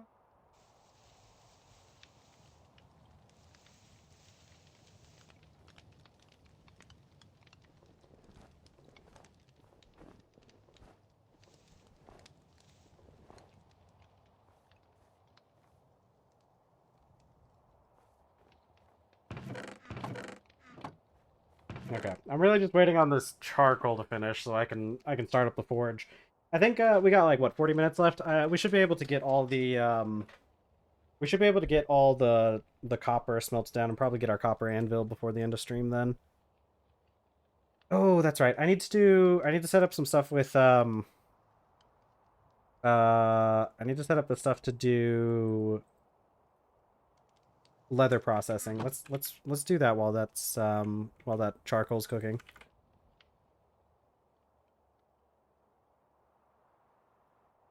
Let's see.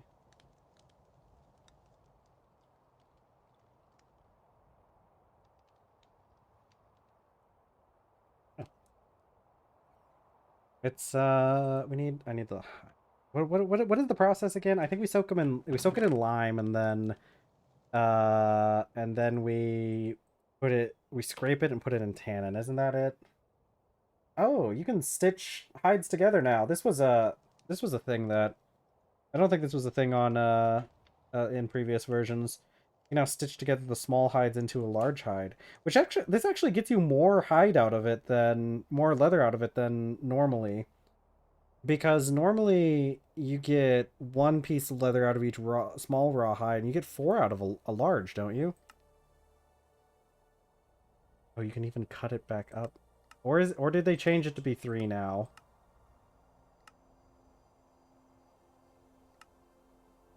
Oh my god, where's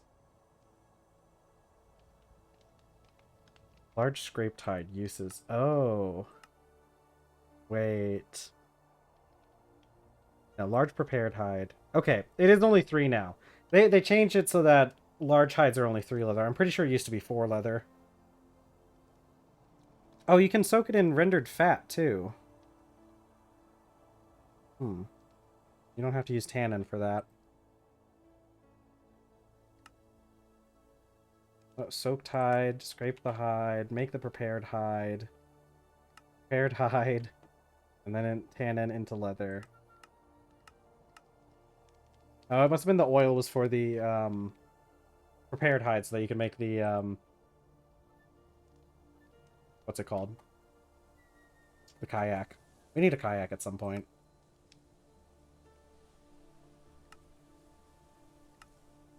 Okay, so I need lye or start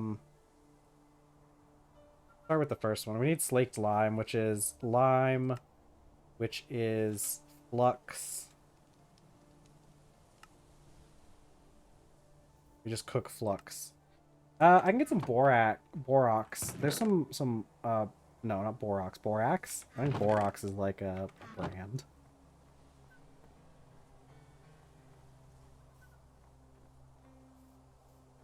Yeah, it doesn't really help me pronounce it though. We got some over here though.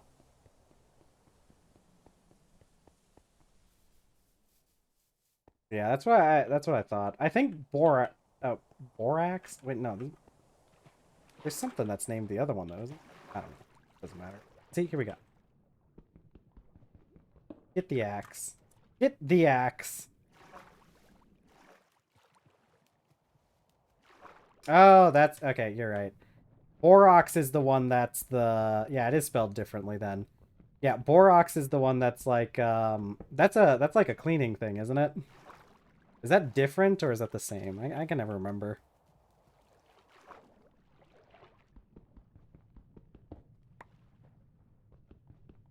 Borax.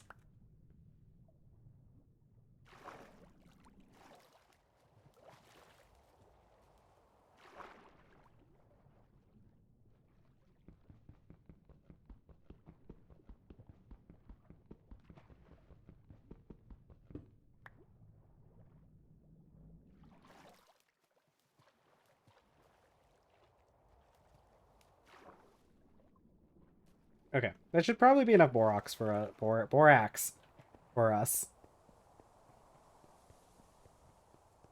God, it is getting cold out here. What day is it? September 10th.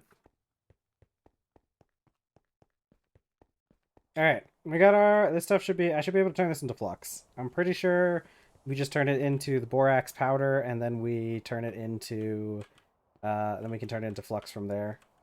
Yeah, I guess I could probably plant more garlic. What temperature does garlic survive down to? -20? Okay. Well, we'll take a chance with more garlic.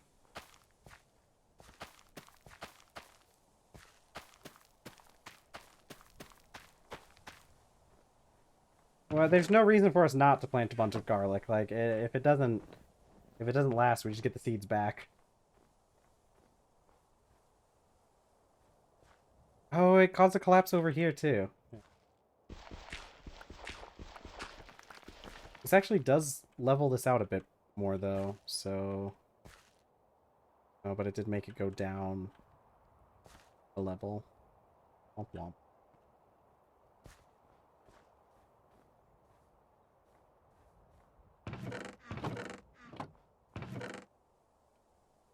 Let's see, shale, dust, and the rocks. Oh right, my corn. My poor corn.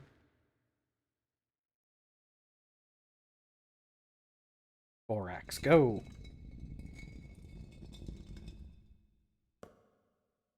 Ba ba ba ba da ba.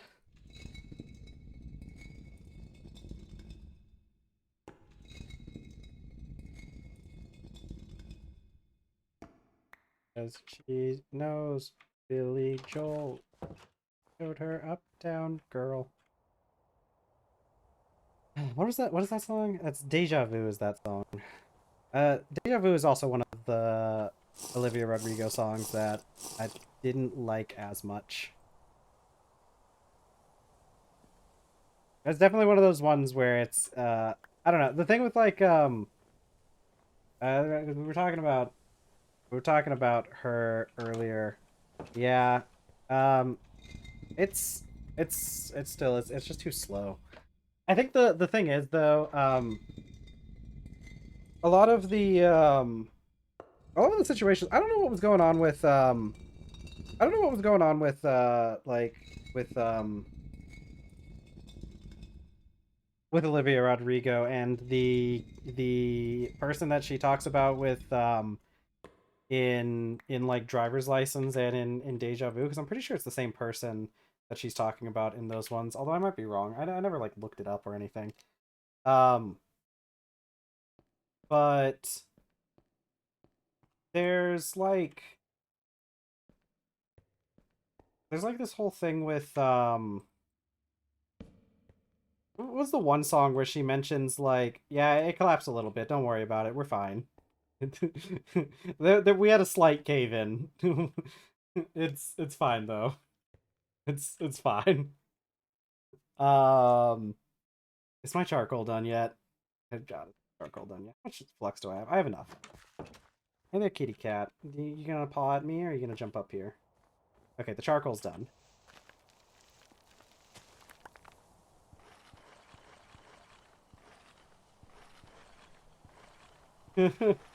Yeah, she's unfortunately doesn't know very well how to ask for anything.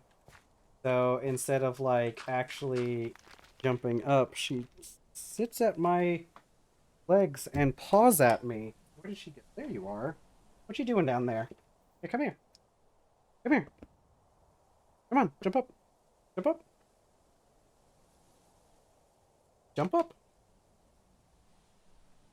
It'll take her a second. She also doesn't like it when you look at her.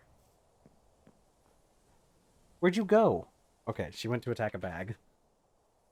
Okay, we need let's see. I need Oh wait, I know how to do this. I know how to do that. I remember how to do this. I need to figure out it also collapsed over here.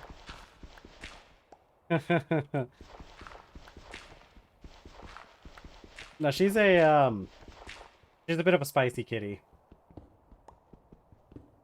She doesn't.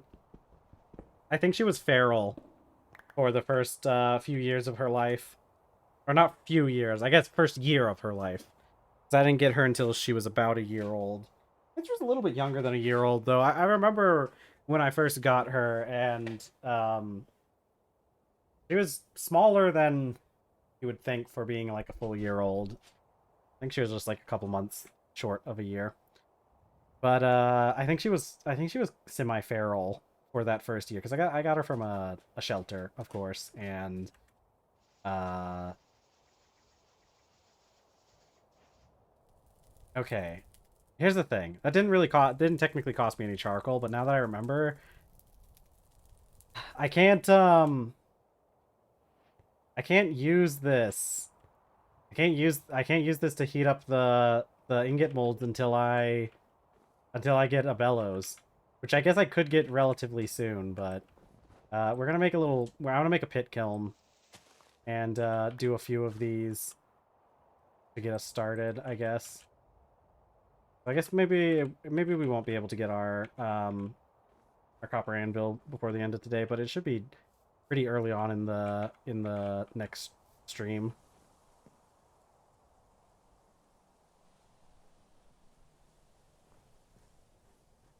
I need God, I need straw.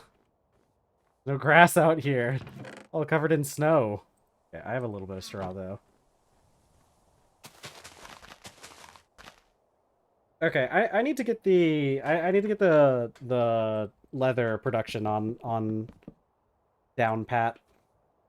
All right, yeah, you too. We got about a half hour left, so I'll be done here in a little bit. So, yeah, have fun. Have a good rest of your day. Thanks for coming by. It's not. Oh, can I like charge it up? It's just like gently drop it on the ground, I guess. They can stay next to this. This will probably heat me up, right? It's a fire. Is it not going to heat me up? What if I touch it? Heat me up then? Nah, it's okay. I'll go collect some more, not hardened shale. We want raw shale. Where's my... There we go.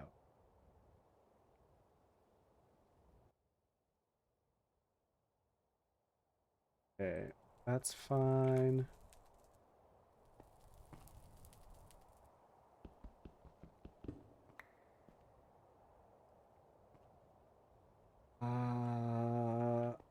Okay. I'm gonna go up here and get some shale. Shale. Do do do do do do do do do do do do. Yes. Might trigger a collapse. Okay, this one. I still don't fully understand the rules for the collapses, to be fair. It's hardened shale, it doesn't matter.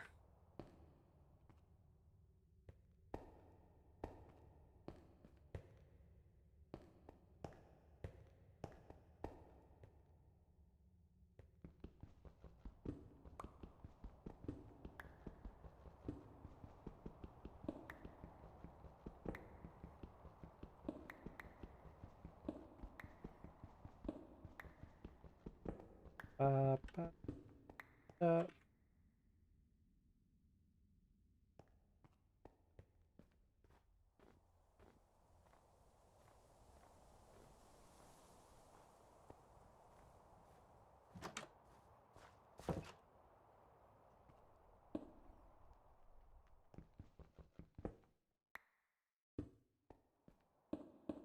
Fill in these holes a little bit.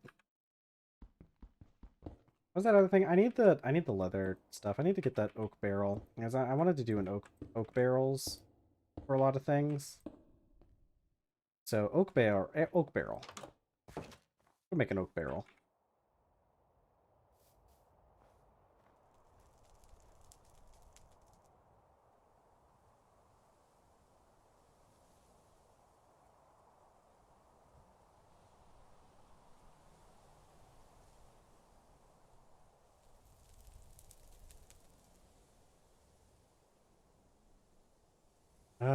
Okay. That's right. I need... Heck. That's what I needed the flux for. The flux wasn't for the... I didn't gather flux so that I could, um, make the ingots. I gathered it so I could make lime. And it is... 20 is exactly the amount that I need for making the lime that I need.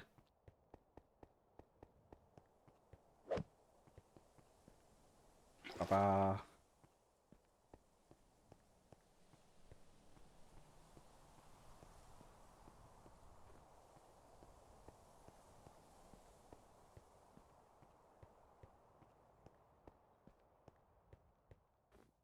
Alright. 1 barrel of water. I guess I could have gotten it from back there, too. I forgot. I keep forgetting that there's water back in that section. Oh, no. I need to turn this into lime. Which I could... God, how much do I have to heat it up to make it into lime? Bright red. I can't do that with wood.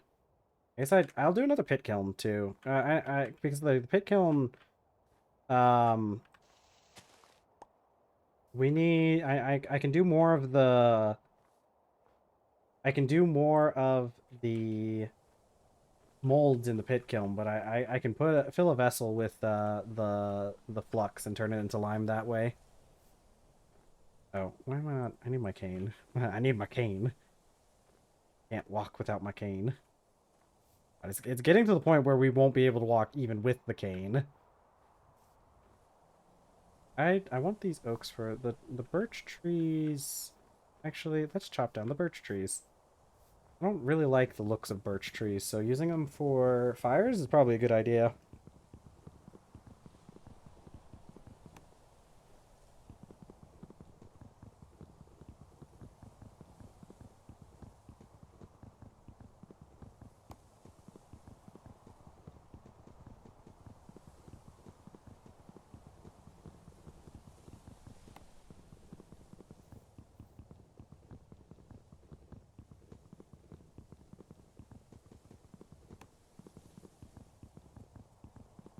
Yeah, we're definitely making a copper axe first once we get the anvil up and running.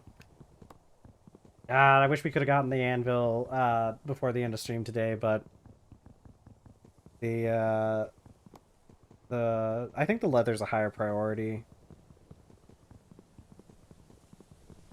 Because if I can get the leather, I can get I can get some bellows. I only need 3 pieces of leather for a bellows, I'm pretty sure, unless they change the recipe.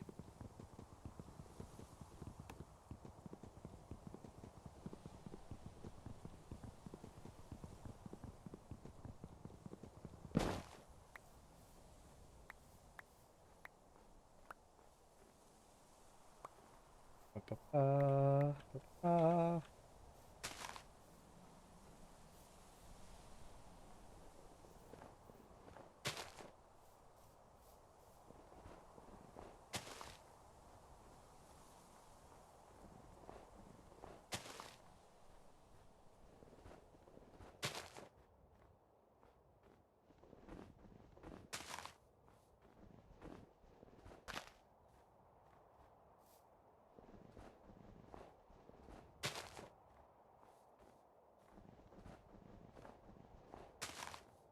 Oh man, this I don't think those spears are ever gonna despawn. I think they're just gonna stay there forever.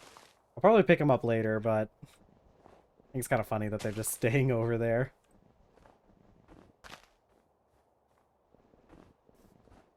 Okay, it is getting hot in this room too. It'll be nice once once. I guess I could probably turn on that fan. I gotta remember to start turning on my fan. It's typically not an issue. Like when I first start streaming, it's not too hot, but once it gets to this time in the day, it starts getting too hot, and it's probably because of the computer in the room. Since I keep the door to this room closed while I stream, so I don't disturb anyone else, or so that well, also so stream doesn't get disturbed in case something's going on outside. But it keeps the room pretty warm. As opposed to what's going on with my character in game. It gets warm in here. Yeah, I don't my character must be like freezing all the time because it literally is like close to freezing most of the time in this area. Okay, so I got that. Let's get the pit kiln. Oh, I need. That's what it was. I need grass. Oh, there's gonna be lots of grass over there. It looks like. I need the straw.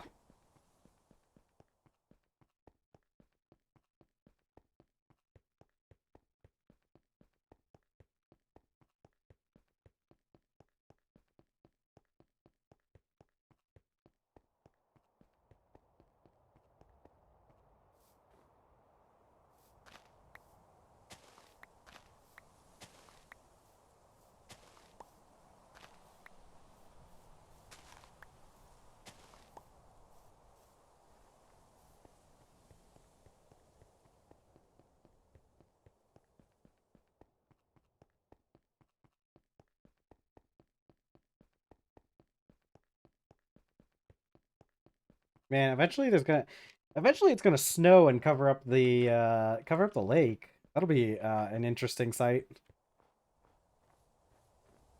Or especially since it'll make it a little bit. I don't know. It might make it a little bit harder to get across the lake a bit, but like honestly, with the walking cane removes the negative effects of snow. It seems like it seems like it removes it completely. Yeah, because it says in. Well, actually, it doesn't say in here. Um, wait, wait, wait a second. Hold on. Hold on, I want to try something. Okay, so I can't walk up this block right now, right? What if, what if I have two canes? I still can't. No, it doesn't stack. Because you see it says on them, win in offhand and win in main hand. So I was wondering if two canes would stack and let me step up a whole extra block. But it doesn't. Ah, okay. And it makes sense, but like it's kind of funny. Okay. We need to do second pit kiln. Ooh, this pit kiln's already done. Okay, second pit kiln. And I can take this vessel and fill it with flux and put it in there as well. Oh god, what is it? What is it? What has tannins in it? Birch doesn't have tannins in it, does it? I can't. Oh my god, it does. The heck? Okay. I'll just chop down another birch tree, I guess.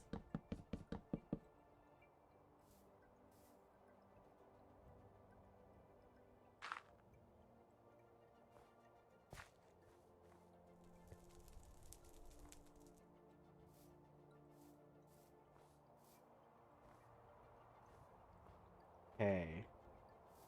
Let me get the birch trees. I'll chop down another birch tree. I think we can have because what does it take to make tannin? I know it takes the birch woods, but how much does it take to make? How much do we get? Okay, so we only need one per bucket of water, so I only need 10 birch logs. Yeah, we'll get leather production started before the end of stream, and then next stream we'll be able to start getting our tier 1 anvil, our copper anvil. And then from there, it shouldn't be too much for us to get a tier 2 because it's just more copper and whatever we can use to make bronze. So I know I marked a cassiterite vein somewhere, and we'll probably go dig down to that and try to mine up some cassiterite, and then from there we can make bronze with that. We'll just do regular bronze. No real point in doing any other kind of bronze, especially uh for the anvil and for the bloomery and whatnot, because it's just kind of it's all just the same stuff, the same bronze for everything. Okay, I can see the snow, the cold is settling in. At least we get more of an indicator for cold. Because I remember living in hot biomes, and your character, it wouldn't even like really give you a warning that you were about to start taking damage from the heat. I don't know if they changed that and added that later on, but I know like when I had played previously, that was a big issue. Okay, let's...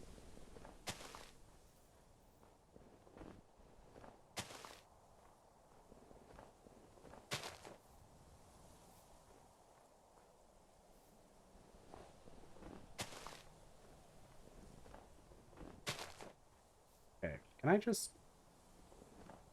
I think it has to be... I can do it if it's like just one layer, I think. But if it's more than one, you can't place the sapling down.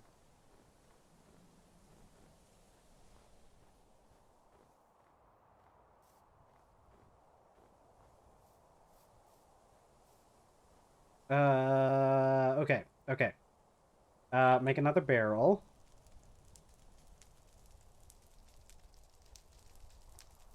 Make another barrel. We take it over here. Torch back up.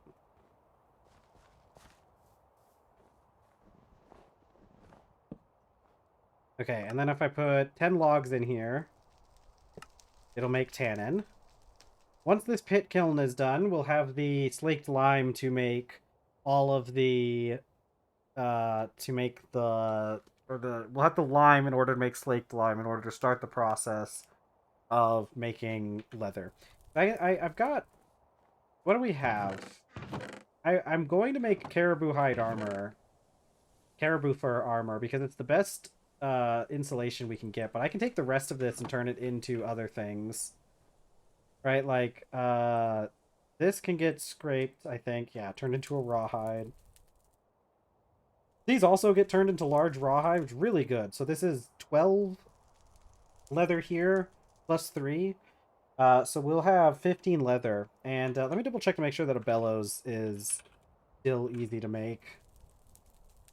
Yeah, 3 pieces of leather and 6 planks. That's easy.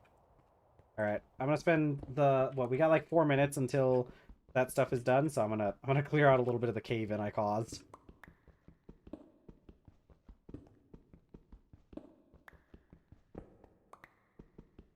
Um, let's get supports put back in. A minor cave-in as a snack.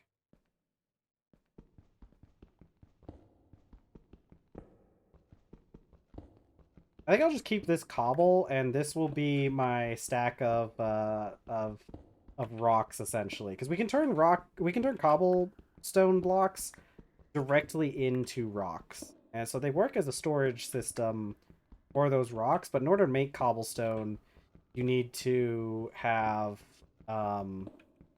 mortar, which makes it not really worth it just for pure storage, but in this case, it works for us because we made cobble by causing a cave-in.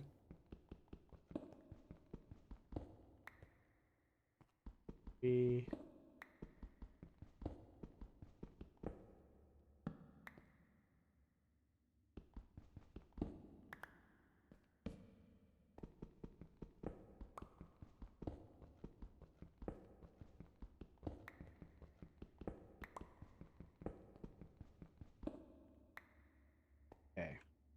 This in. And there we go. All fixed. For the ceiling, but that's fine. I'll go get some more stuff for the ceiling.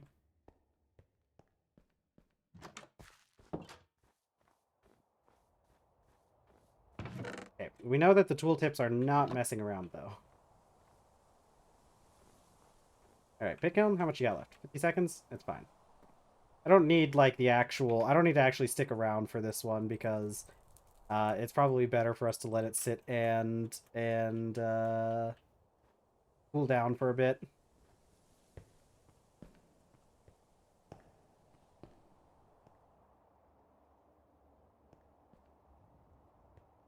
Much hardened slate. Or I guess it's a shale. This isn't slate. I don't know why I keep calling it slate. I think it's because I've played a lot of RimWorld, and in RimWorld, slate is like kind of looks like this. It's the darker black stone. I'm pretty sure actual slate is not like this. I know in this mod pack, at least, the slate does not have like an actual like a dark black texture. More of like a brown or something, isn't it? I can look it up. Slate. Oh, wait, no, that's wrong. Why? Why is it? Is it just because it contains those? This is slate though. Yeah, it's more of like a brownish gray color than a black color.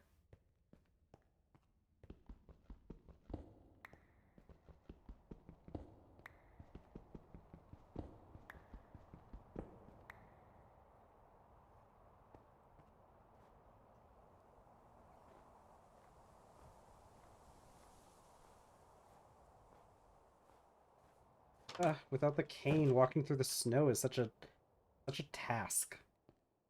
Very laborious. We're almost done though. We're getting there. Oh my god, this stuff does the smooth shale does look very nice though. I'm liking the way that this is coming along. I'll have to uh be a little more careful with. It's I don't understand. See, this is the part I don't understand is why stuff that's supported can cause collapses. There's gotta be a thing in the book that talks about it, right?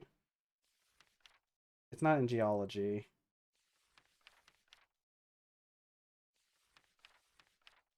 I don't know where that would be. Support beams and collapses. The rock of on the roof of caves naturally supported. Any raw rock with any non-collapsible block. Any raw rock with a non-collapsible block, collapsible solid block beneath it is also supported. Alternatively, support beams can support a wide area. Yeah, right. But why? Um.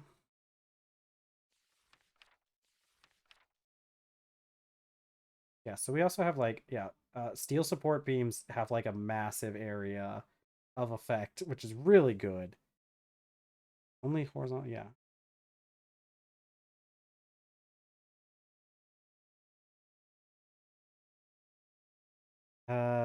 However, below it, such as more rock. However, it is important to note that non-solid blocks, such as stairs and slabs, along with smooth stone, do not count as supporting. Okay. I don't understand. I don't understand. I don't understand like why like you have these ones that are like supported, but may still trigger a collapse. What if I place like this? No, it still might trigger a collapse. I don't understand why though. It's supported. Like what am I supposed to do? I mean, it's partially because like I caused that collapse earlier and now it's kind of why are you going to trigger a collapse? There's like not a whole lot of reason. Okay. Did they All right. Why is this one I'm not 100% sure on exactly why some of these require more support than others. I'm gonna have to look into that. Or just not, and just vibe with it. This is probably the more likely option. Okay, we got our lime, though. Okay, slaked lime. Tannin is done. That means I put these in here, soaked hide. Okay, wonderful. So that means tomorrow, shortly after... I mean, it's going to take 8 minutes, which is right before we end stream. Um, or a little bit after. Ooh. So, but I have enough ingot molds to get started with some of this stuff. Our little forge here. Always want to place a vessel on the forge just in case you put too much. I also like doing it like this, where you're filling the molds as it goes in, as they come along. And then you have the vessel at the end to act as an extra buffer in case you melt more than you were intending. Okay. So copper axe. Copper axe is next. Copper mining hammer is going to be a big one as well. I guess while we're ending stream, let's see if I can. Well, let's go grab a little bit more shale to fill in the holes that I've made, and see if we can go about maybe fixing the roof a little bit and doing some uh more chiseling. Kind of fun how we're doing chiseling in this one to see, like, why are you gonna cause a collapse? I don't I don't get why some of these are threatening to trigger collapses as opposed to other ones. It's really nice to have the tooltip to tell you, though.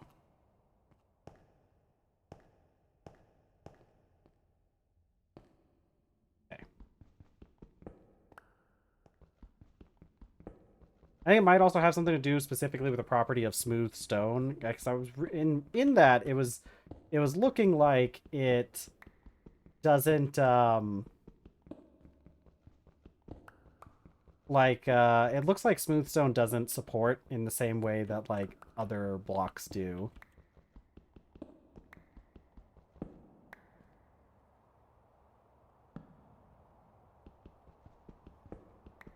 Yeah, we're like halfway through our pickaxe too. We're gonna get that mining hammer, so that we can. You're still might trigger a collapse. I don't know why. I don't know what's going on with that one.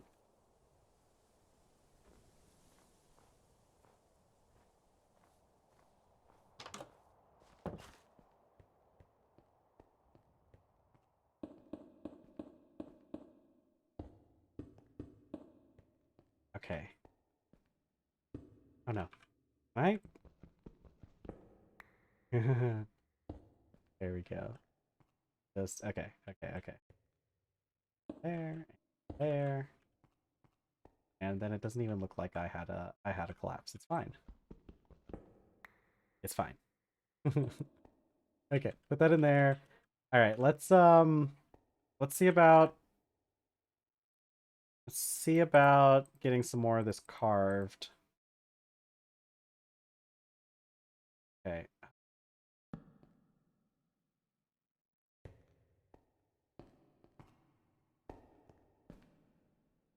May trigger collapse. See, these ones might trigger. I don't know exactly how I'm going to smooth these ones. If I can't, like, mine them without potentially triggering a collapse. Maybe it's because of the smooth stone next to it. It could just be because there's not enough in here. No. Unless I've covered something else up. Okay. We'll work on that later. We'll just get what we can smoothed.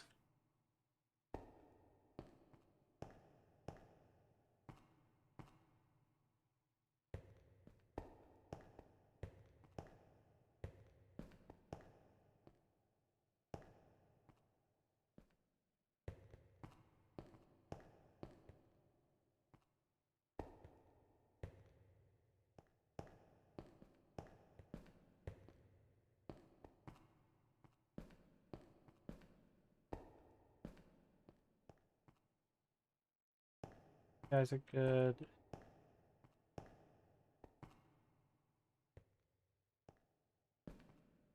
Oh, okay. These ones might trigger a collapse, so let's not mess with them too much. But now they won't. Okay, good.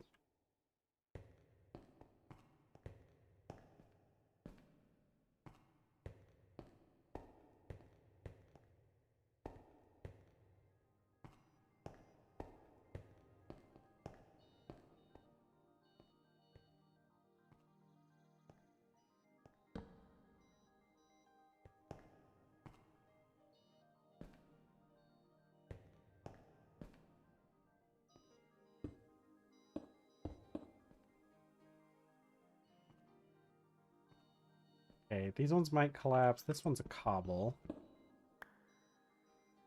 Probably because of like all the empty space above them. Yeah. I need to figure out. Let's see.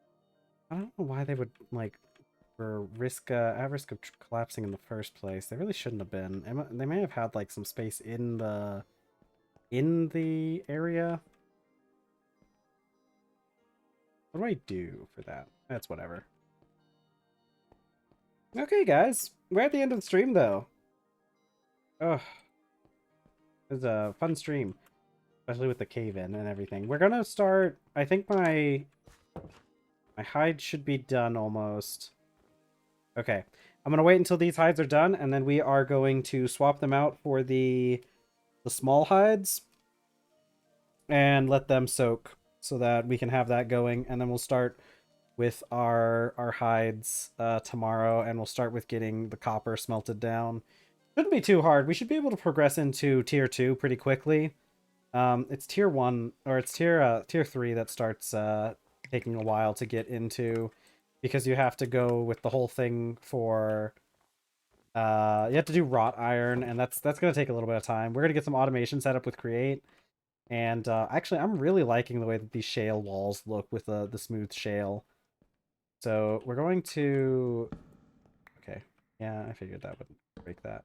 Yeah, I need to do something with this and figure out what's going on here, but that's okay. I can do that later. All right. So I'm gonna head off for the day. Thank you all for being here with me. Those of you that are still here to the end. I love you all. It is such a great honor that you guys choose to spend your time here with me and have fun and hang out and all that good stuff. Uh, really fun. We have such great times here getting, getting muskox and whatnot. We gotta get that donkey as well. One of these days, we're gonna get that donkey. It's gonna be good. Um, all right. I have. Oh, if there's anybody watching who's been enjoying everything and isn't yet following, make sure you hit that follow button. Really helps out the channel, and you get to see when I go live. And we're getting higher up on our follower goal, so that's always great.